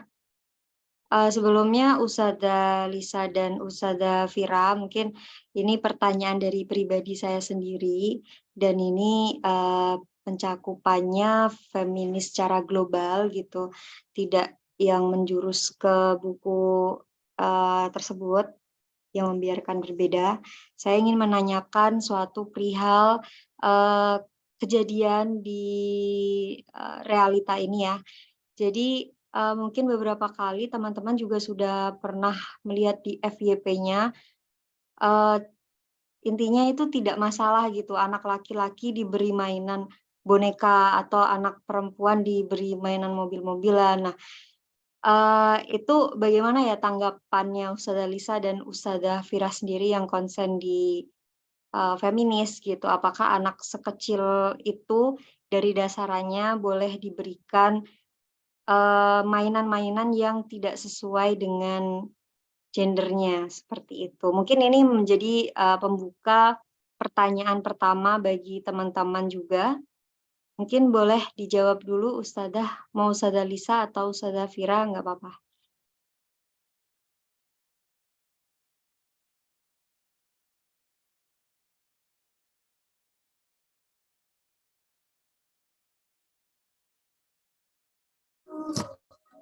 Oke, barangkali saya dulu ya. Suaranya jernih atau ada suara lain? Iya, jernih Ustazah. Jernih ya. Tentang Maaf androgini ya, Ustazah, ini ada ya. suara musik masuk sepertinya. Oke, kalau gitu Caca dulu. Oke, sebenarnya gini ya Mbak, Ustazah, terkait dengan permainan yang mungkin sekarang orang lebih sensitif gitu ya, melihat kenapa perempuan harus dikasih boneka terus gitu. It's very feminine gitu ya, kayak feminin banget. Kenapa laki-laki yang cuma dikasih mobil yang dengannya mereka kemudian memiliki perspektif laki-laki itu kuat, yang adventure, yang berpetualang, yang keluar, yang explore gitu. Itu perempuan itu yang statis gitu ya.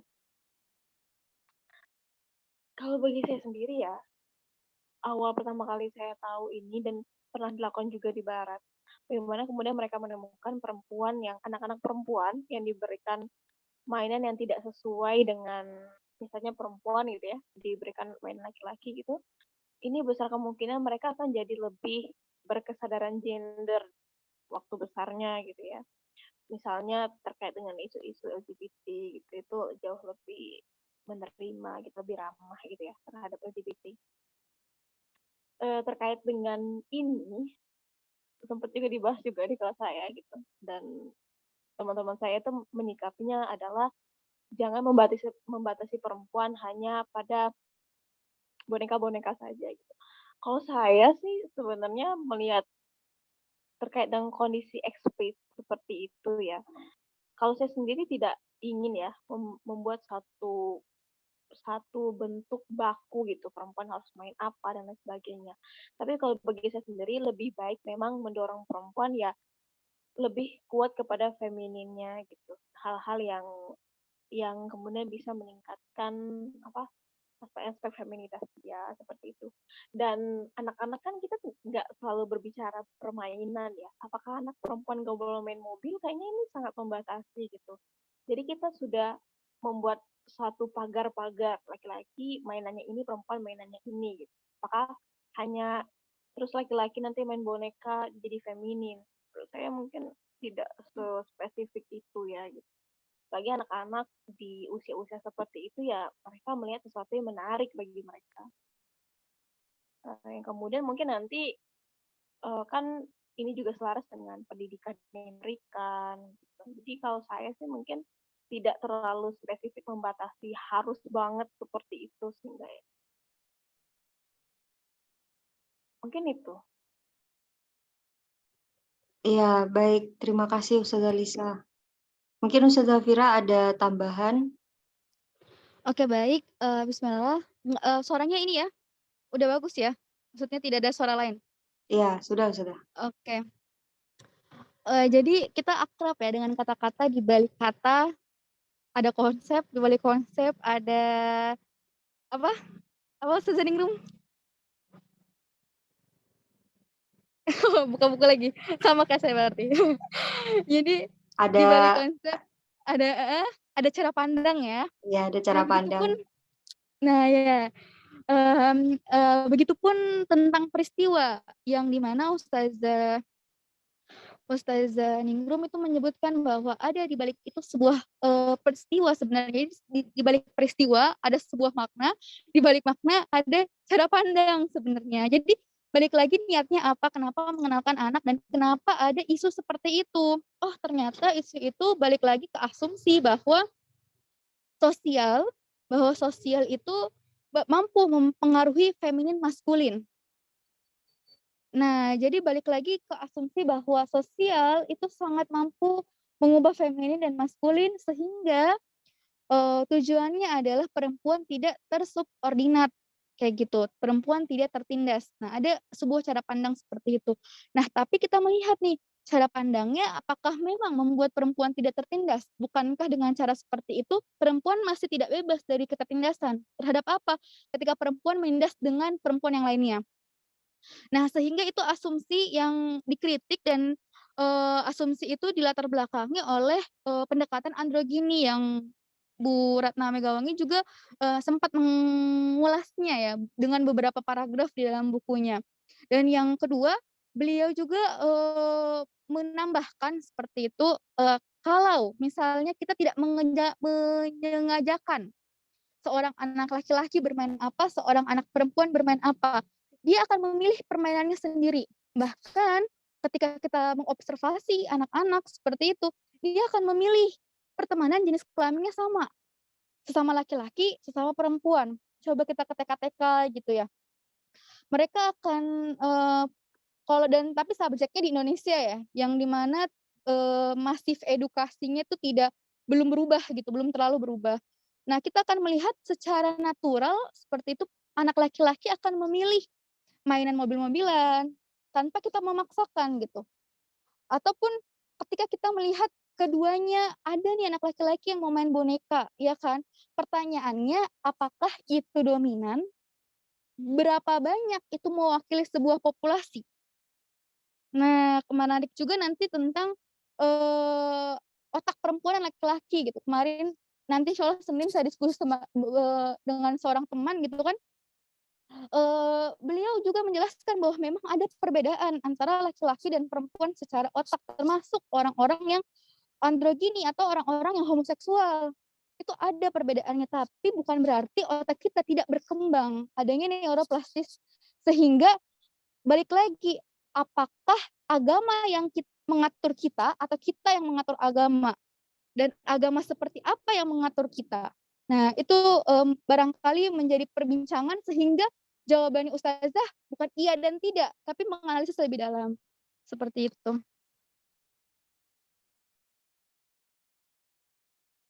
Ya, baik. Terima kasih banyak jawabannya Ustazah Lisa Aulia dan Ustazah Fira. Saya sudah menangkap keduanya. Ini ada raise hand dari Amri Aditya, tapi sebelumnya mungkin saya bacakan pertanyaan dari kolom chat dari Kak Ardian.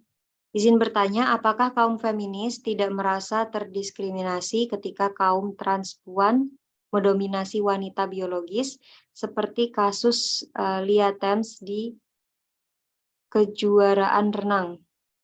Mungkin bisa dijawab terlebih dahulu dari Ustazah Lia atau Ustazah Fira. Mungkin dari Amri. pertanyaannya, Silakan Ustazah. ini pertanyaannya ini ya, saya sangat general sekali dan subjektif. Jadi saya nggak bisa langsung bilang apakah mereka merasa terdiskriminasi atau apanya gitu ya.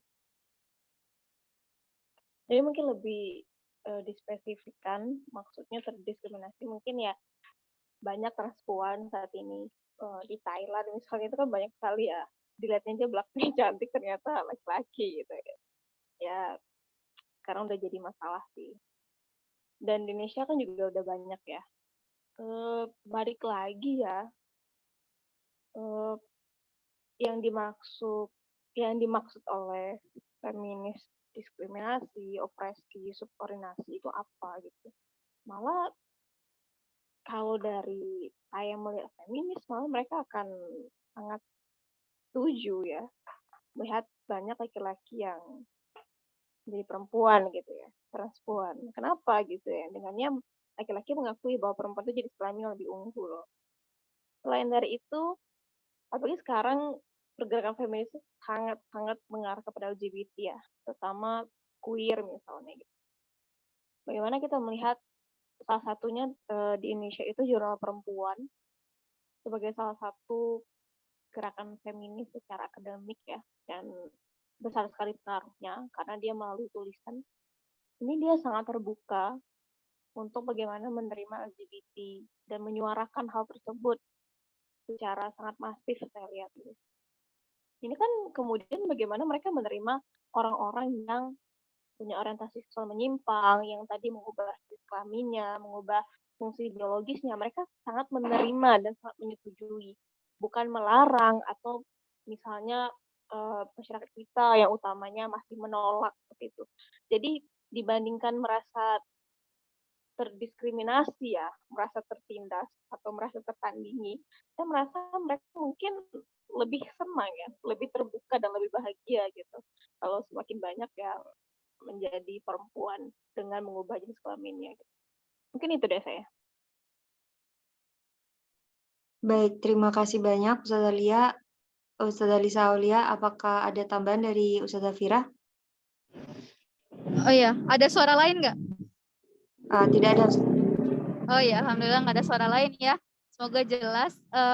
Pendek saja seperti itu pertanyaannya. Kalau lagi di PKU, kayaknya ada buku ini deh, buku LGBT lesbianisme, bukan LGBT, lesbianisme feminis. Yang tadi tanya dia sedang di PKU atau tidak gitu. Kalau misalnya dia sedang di PKU, ada di buku Cios itu lesbian feminis. Nah, di buku lesbian feminis itu dijelaskan bahwa awalnya feminis itu juga menolak apa?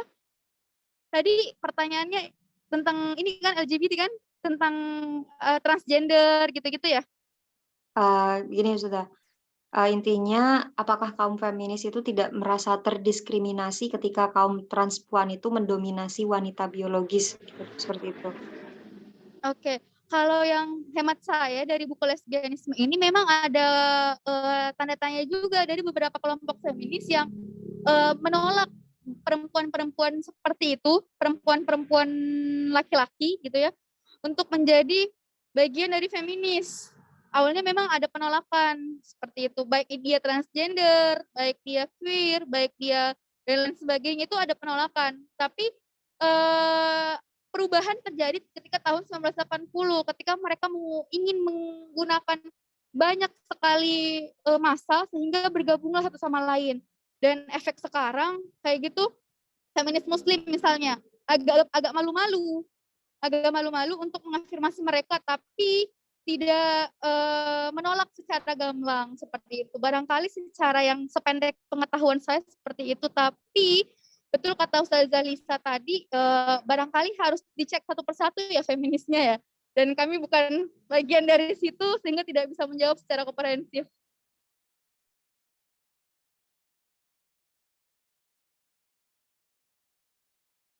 Baik, Ustazah Fira, terima kasih banyak dan Ustazah Lisa Aulia jawabannya. Mungkin Saudara Amri Aditya boleh memaparkan pertanyaannya lewat raise hand, silakan. On cam mungkin.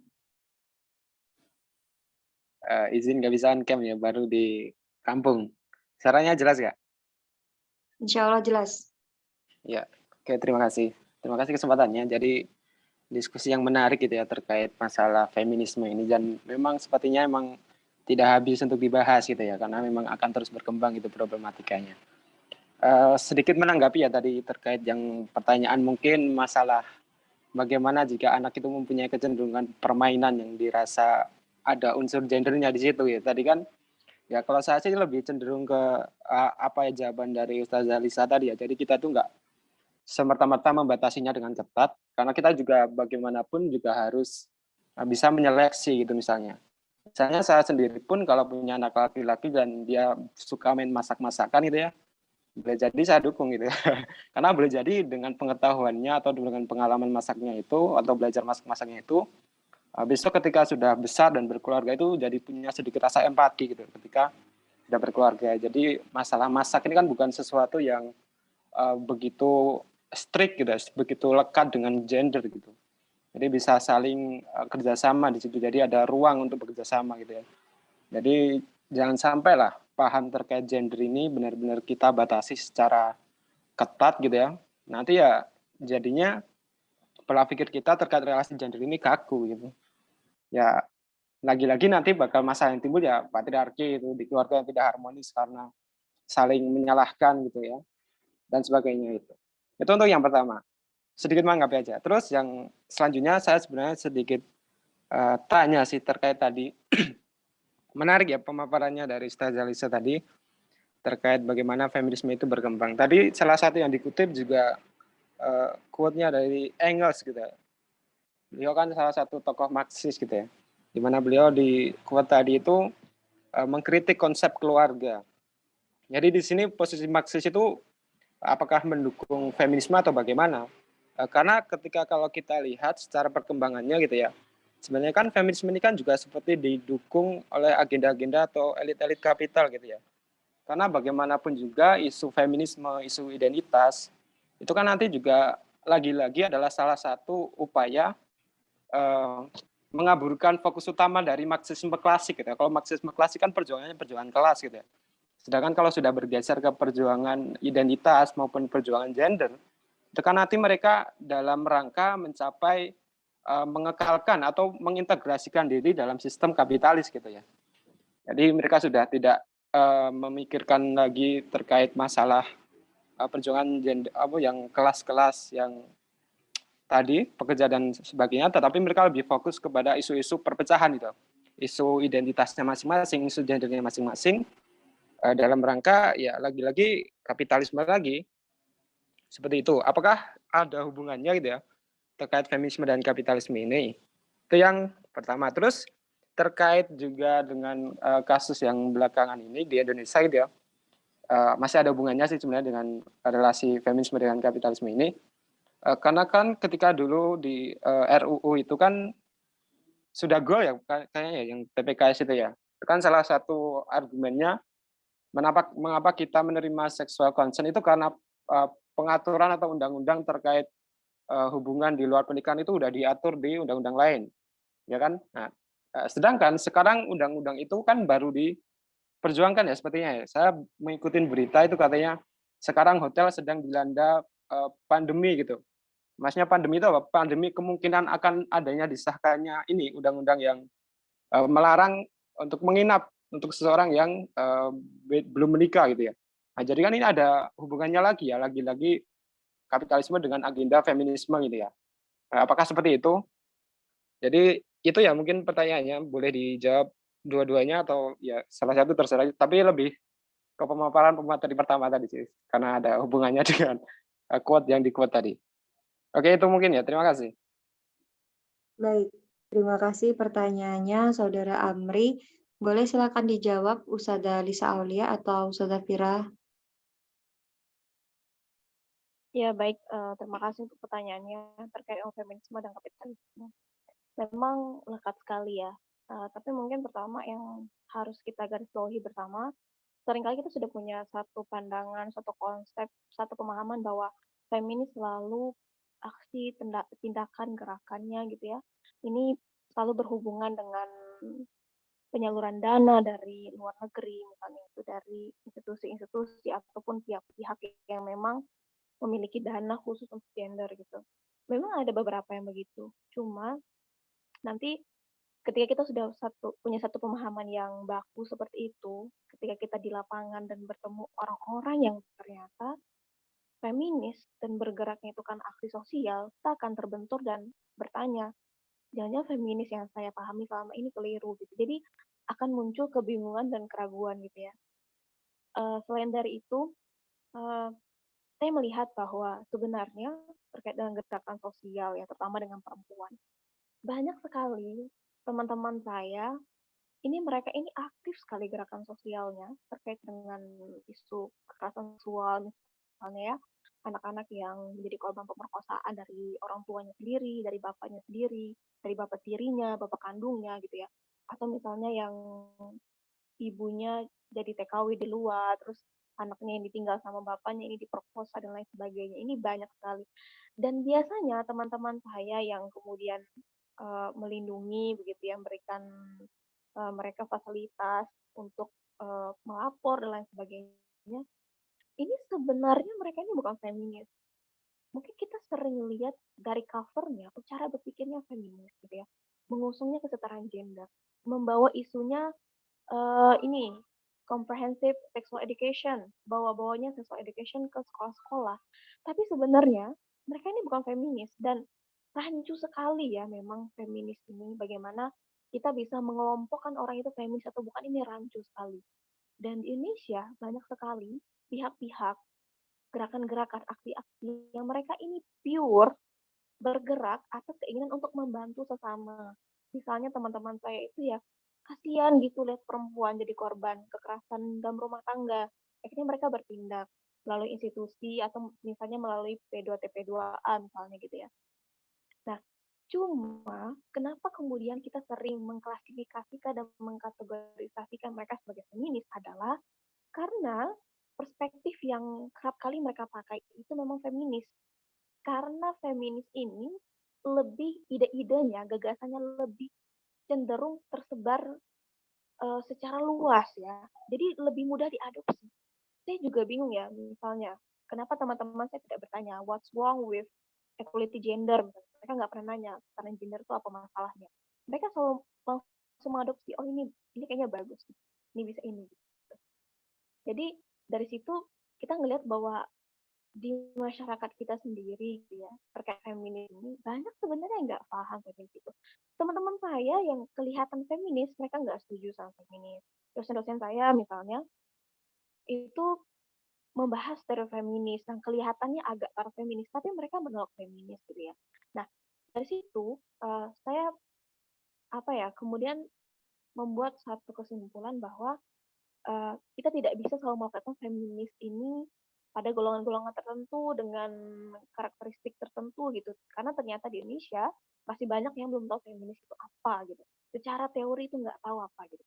Tapi banyak menggunakan perspektifnya, karena perspektifnya ini udah diadopsi di hukum, pendidikan. Jadi kayak kesetaraan gender. Orang pada nggak tahu ini dari idenya feminis, tapi mereka adopsi.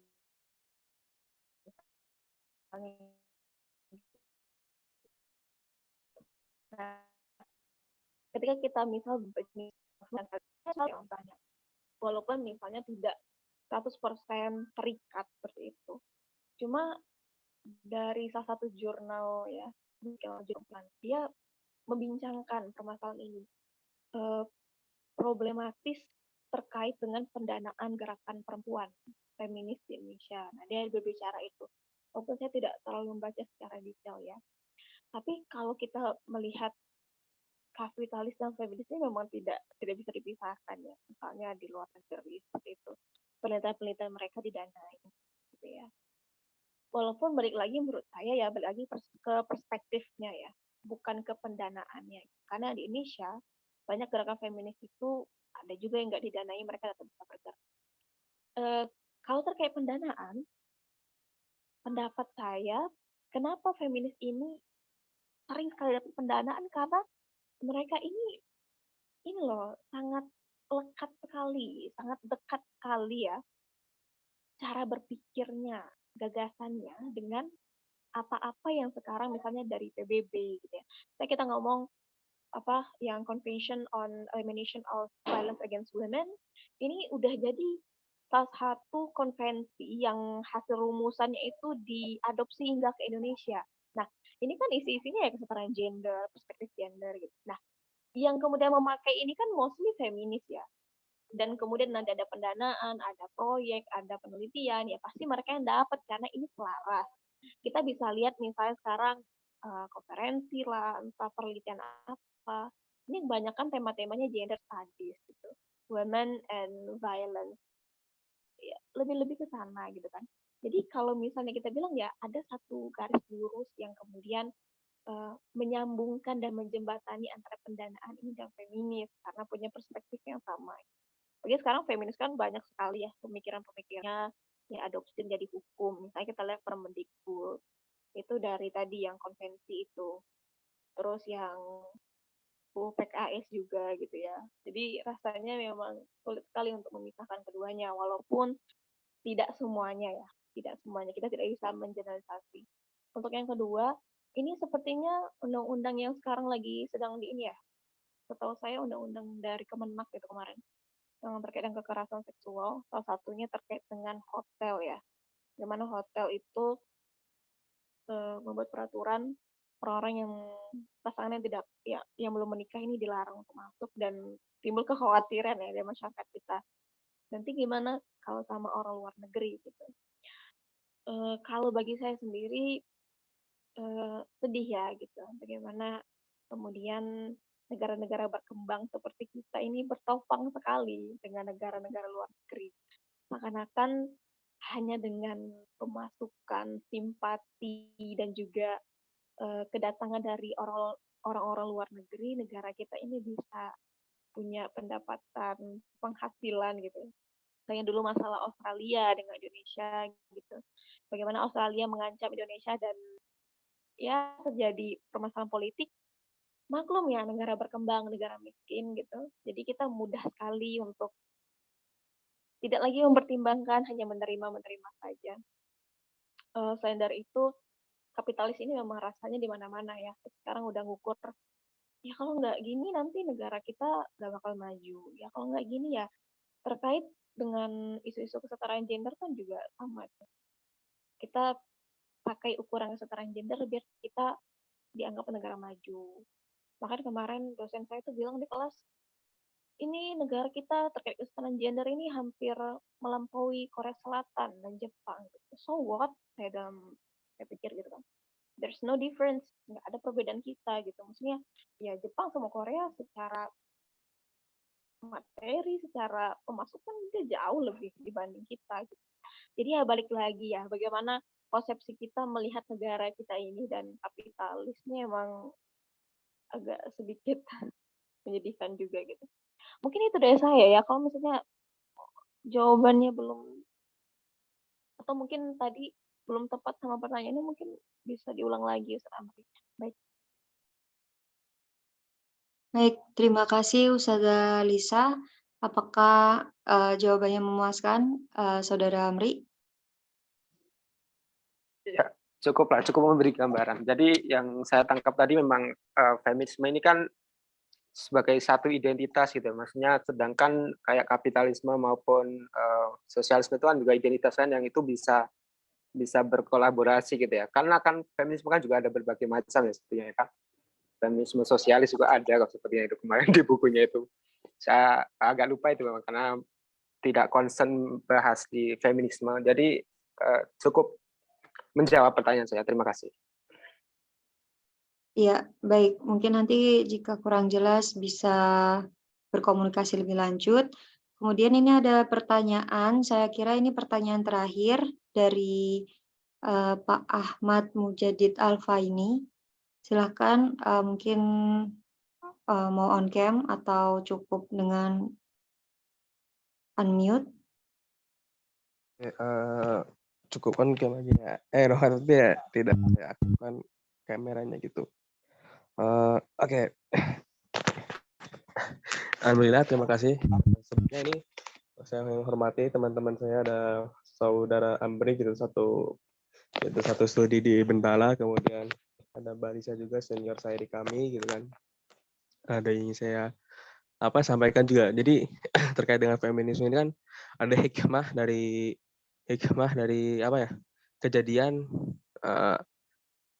kejadian yang yang tidak kita duga-duga gitu. Misalkan orang-orang barat kan udah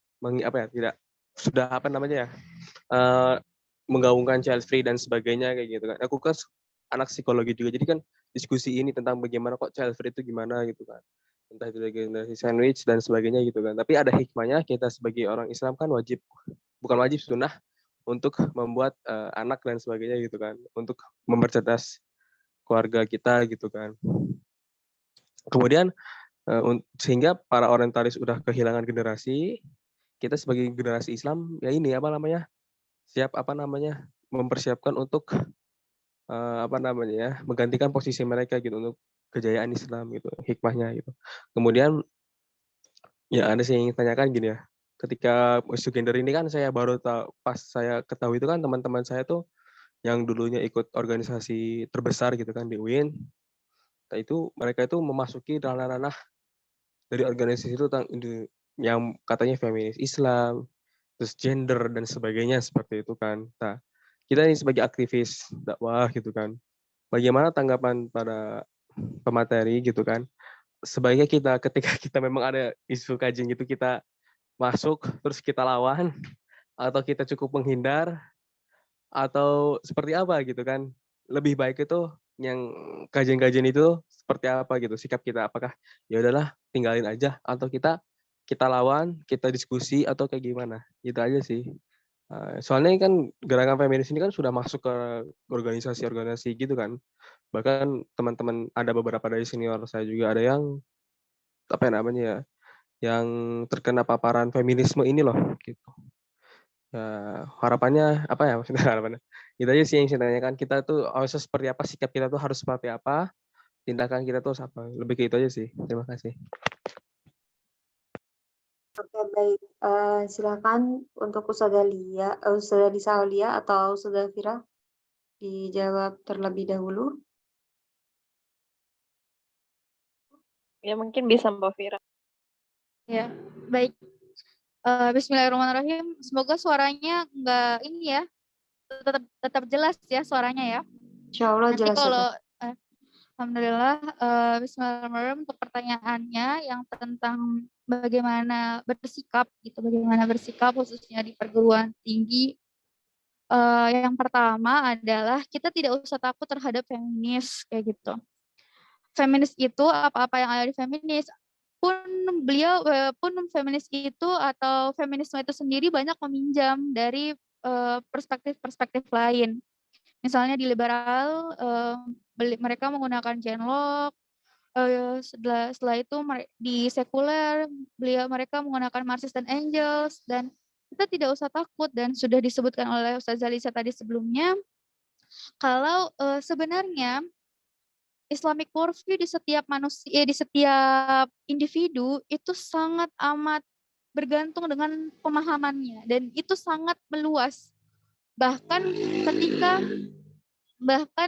ketika mereka belum masuk ke pendidikan formal, tapi di pendidikan keluarga sudah diberikan pengetahuan-pengetahuan dasar. Setelah itu dilanjutkan di pendidikan formal, bukan hanya tentang belajar mengenai kurikulum, teman-teman juga berinteraksi dengan teman yang lain, sosial yang lain, dan juga berinteraksi dengan guru-guru di luar dari pendidikan formal, seperti itu. Itu yang membentuk Islamic worldview atau membentuk pandangan kepada setiap individu. Jadi menurut hemat saya gitu, kita tidak usah takut, bahkan yang kita perlukan adalah mengupasnya secara tuntas dan adil. Nah, mengupasnya secara tuntas dan adil, bahkan kemarin saya juga sempat berdiskusi menggunakan mata analisis atau psikoanalisis dari patriarki itu sendiri untuk melihat sebuah fenomena. Kita bisa menggunakan konsep seperti itu gitu. Mata analisis itu untuk melihat fenomena. Patriarki itu bisa digunakan, tapi kita harus balance apa saja faktor-faktor yang mendorongnya. Oh iya, ada matriarki, ada patriarki, dan itu dirunut secara adil untuk menjelaskan. Itu hemat saya yang pertama. Jadi kita tidak usah takut, dan kita juga menimbang mana yang buruk dan mana yang baik gitu. Dan yang terakhir dari saya, yang dibutuhkan memang adalah framework yang baru. Inilah peradaban Islam yang panjang ke depannya. Mungkin saat ini kita masih bisa meminjam psikoanalisis dari patriarki, misal kata patriarki, tapi tidak digeneralisir untuk semua aspek. Tapi yang kita butuhkan memang framework, dan framework itu bukan hanya dari mengutip ayat Al-Quran, setelah itu apa terjemahannya dan sebagainya, tapi memang harus ada pengkajian yang dalam, bagaimana membentuk framework. Apakah seseorang itu melakukan penindasan terhadap orang lain itu disebabkan oleh sifat maskulin atau feminin? Kalau memang itu terjadi, kenapa hal itu yang menjadi latar belakang seseorang untuk menjadi maskulin atau menindas orang lain seperti itu? Dan itu yang hemat saya yang harus dilakukan. Kedua adalah membangun framework yang bisa dilakukan dengan jangka panjang. Barangkali itu tanggapan saya, dan barangkali banyak ya yang kekurangan dalam pendapat saya. Silakan. Silakan, Ustazah Lisa, ada tambahan? Dari saya, dari dulu ya saya sempat analisis teman-teman saya gitu di kelas. Salah satu yang harus kita perhatikan gini ya teman-teman, bahwa perspektif gender, kesetaraan gender, gagasan feminis itu mengglobal sekali, dan ini disebarkan sangat aktif, masif melalui media sosial gitu ya. Bahkan yang bisa jadi menyebar tidak sadar bahwa dia sudah menyebarkan gagasan dari luar, konsep dari luar. Toh negara kita aja asal nyomot aja tuh kalau masukin ke hukum, kebijakan gitu-gitu ya. Nah, ini saya dulu lihat teman-teman saya itu ini getol sekali ya masalah kesetaraan gitu. Tapi saya tanya feminis, they don't understand gitu. Mereka nggak paham feminis apa gitu. Saya tanya teorinya, mereka juga nggak paham gitu. Mereka tahu nggak asal usul pemikiran itu dari mana? Nggak paham gitu. Tapi mereka menyuarakan apa yang paling sering mereka lihat, paling sering mereka apa ya, mereka lihat kontennya, mereka akses kontennya di media sosial, dan mereka anggap itu sesuatu yang sangat sangat apa ya, sangat kritis gitu ya, sangat sangat krusial untuk dibahas, untuk disuarakan gitu ya. Apalagi kalau sudah membahas perempuan yang tertindas, tersubordinasi, entah kondisinya apa saja, tapi sudah pakai label itu mereka akan berada di garda terdepan untuk menyuarakan they say no untuk itu gitu. Tapi kalau ditanya mereka understand nggak sih, mereka paham nggak sih dari mana pemikirannya? Actually no gitu. Nah, banyak saya temui ya yang seperti itu. Bahkan teman-teman saya misalnya di kajian gender gitu ya, tidak banyak yang tahu tentang feminis. Misalnya yang mestinya lekat, yang mestinya tahu gitu ya, feminis itu apa, pemikirannya apa. Belum sampai ke ranah mengkritisi, baru sampai ranah memahami feminis itu apa, definisinya apa gitu. Nah, pertama bahwa sering sekali konsep dan gagasan yang kita lihat, yang kita pahami, yang kita dengar itu terpisah dari feminisnya sendiri. Jadi seakan-akan ya konsep itu bebas dari feminis, bisa-bisa aja kita terima gitu ya, seperti kesetaraan gender. Yang kedua terkait dengan pemahaman, banyak yang ya di Indonesia ini seberapa banyak sih yang mau mengkaji feminis secara mendalam itu, yang tahu feminis itu alirannya berapa banyak, pertikaian perdebatan antara alirannya itu, akar dari pemikirannya itu, implikasi pengaruh dari pemikiran itu apa, itu berapa banyak sih gitu ya. Jadi kalau menurut saya kita nggak perlu sekhawatir itu gitu. There are so many things we have to do ya. Banyak banget yang bisa kita lakukan gitu. Salah satunya adalah dari diri kita sendiri.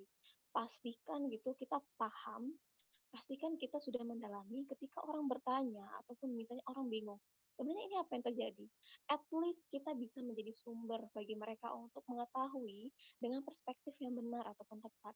Karena bagi saya ya teman-teman, selama analisis saya selama ini, saya melihat bahwa perspektif Islam tuh jarang dibicarakan di ranah pendidikan gitu. Jadi orang-orang hanya mengambil opsi-opsi pemikiran, pandangan yang paling sering mereka temui. Salah satunya tadi feminis ya, yang bentuknya udah banyak, kesetaraan gender dan sebagainya. Nah, kalau opsi-opsi ini, perspektif ini yang sangat solutif gitu ya, sangat berjangka panjang mikir yang pengaruhnya ke depannya itu, ini bisa kita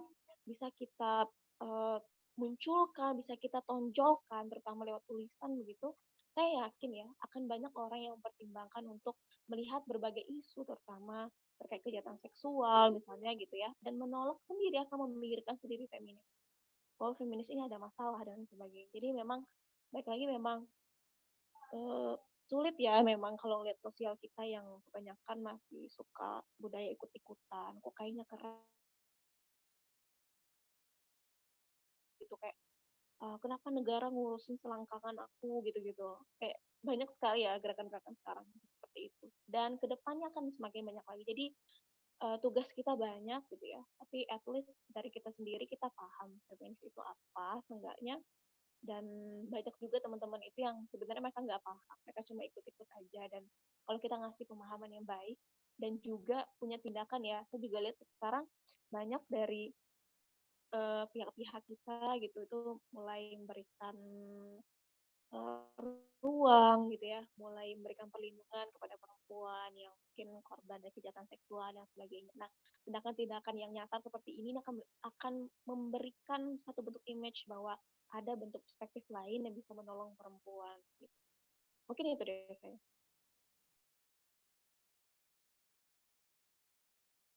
Baik, terima kasih Ustazah Lisa atas jawabannya. Oke, baik. Sepertinya tidak ada pertanyaan lagi ya.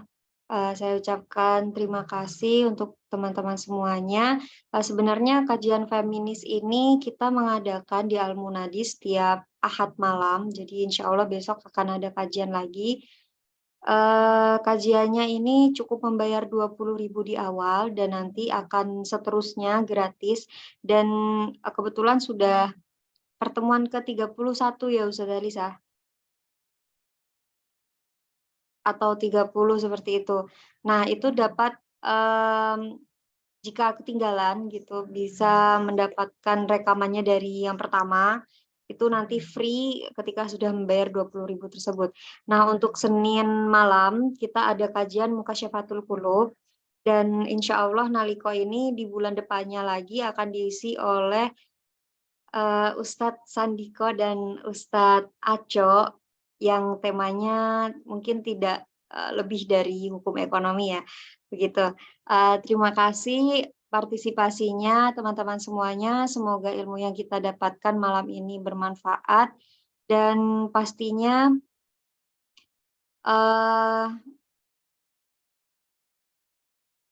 ya baik. Terima kasih, maaf. Saya tutup, mungkin cukup sekian dari saya, dari kami. Saya yang bertugas menjadi moderator malam ini. Mohon maaf atas segala kesalahan dan kekurangan. Terima kasih sebelum semuanya, terima kasih sebelum dan akhirnya. Saya ucapkan, maaf, saya tutup. Assalamualaikum warahmatullahi wabarakatuh.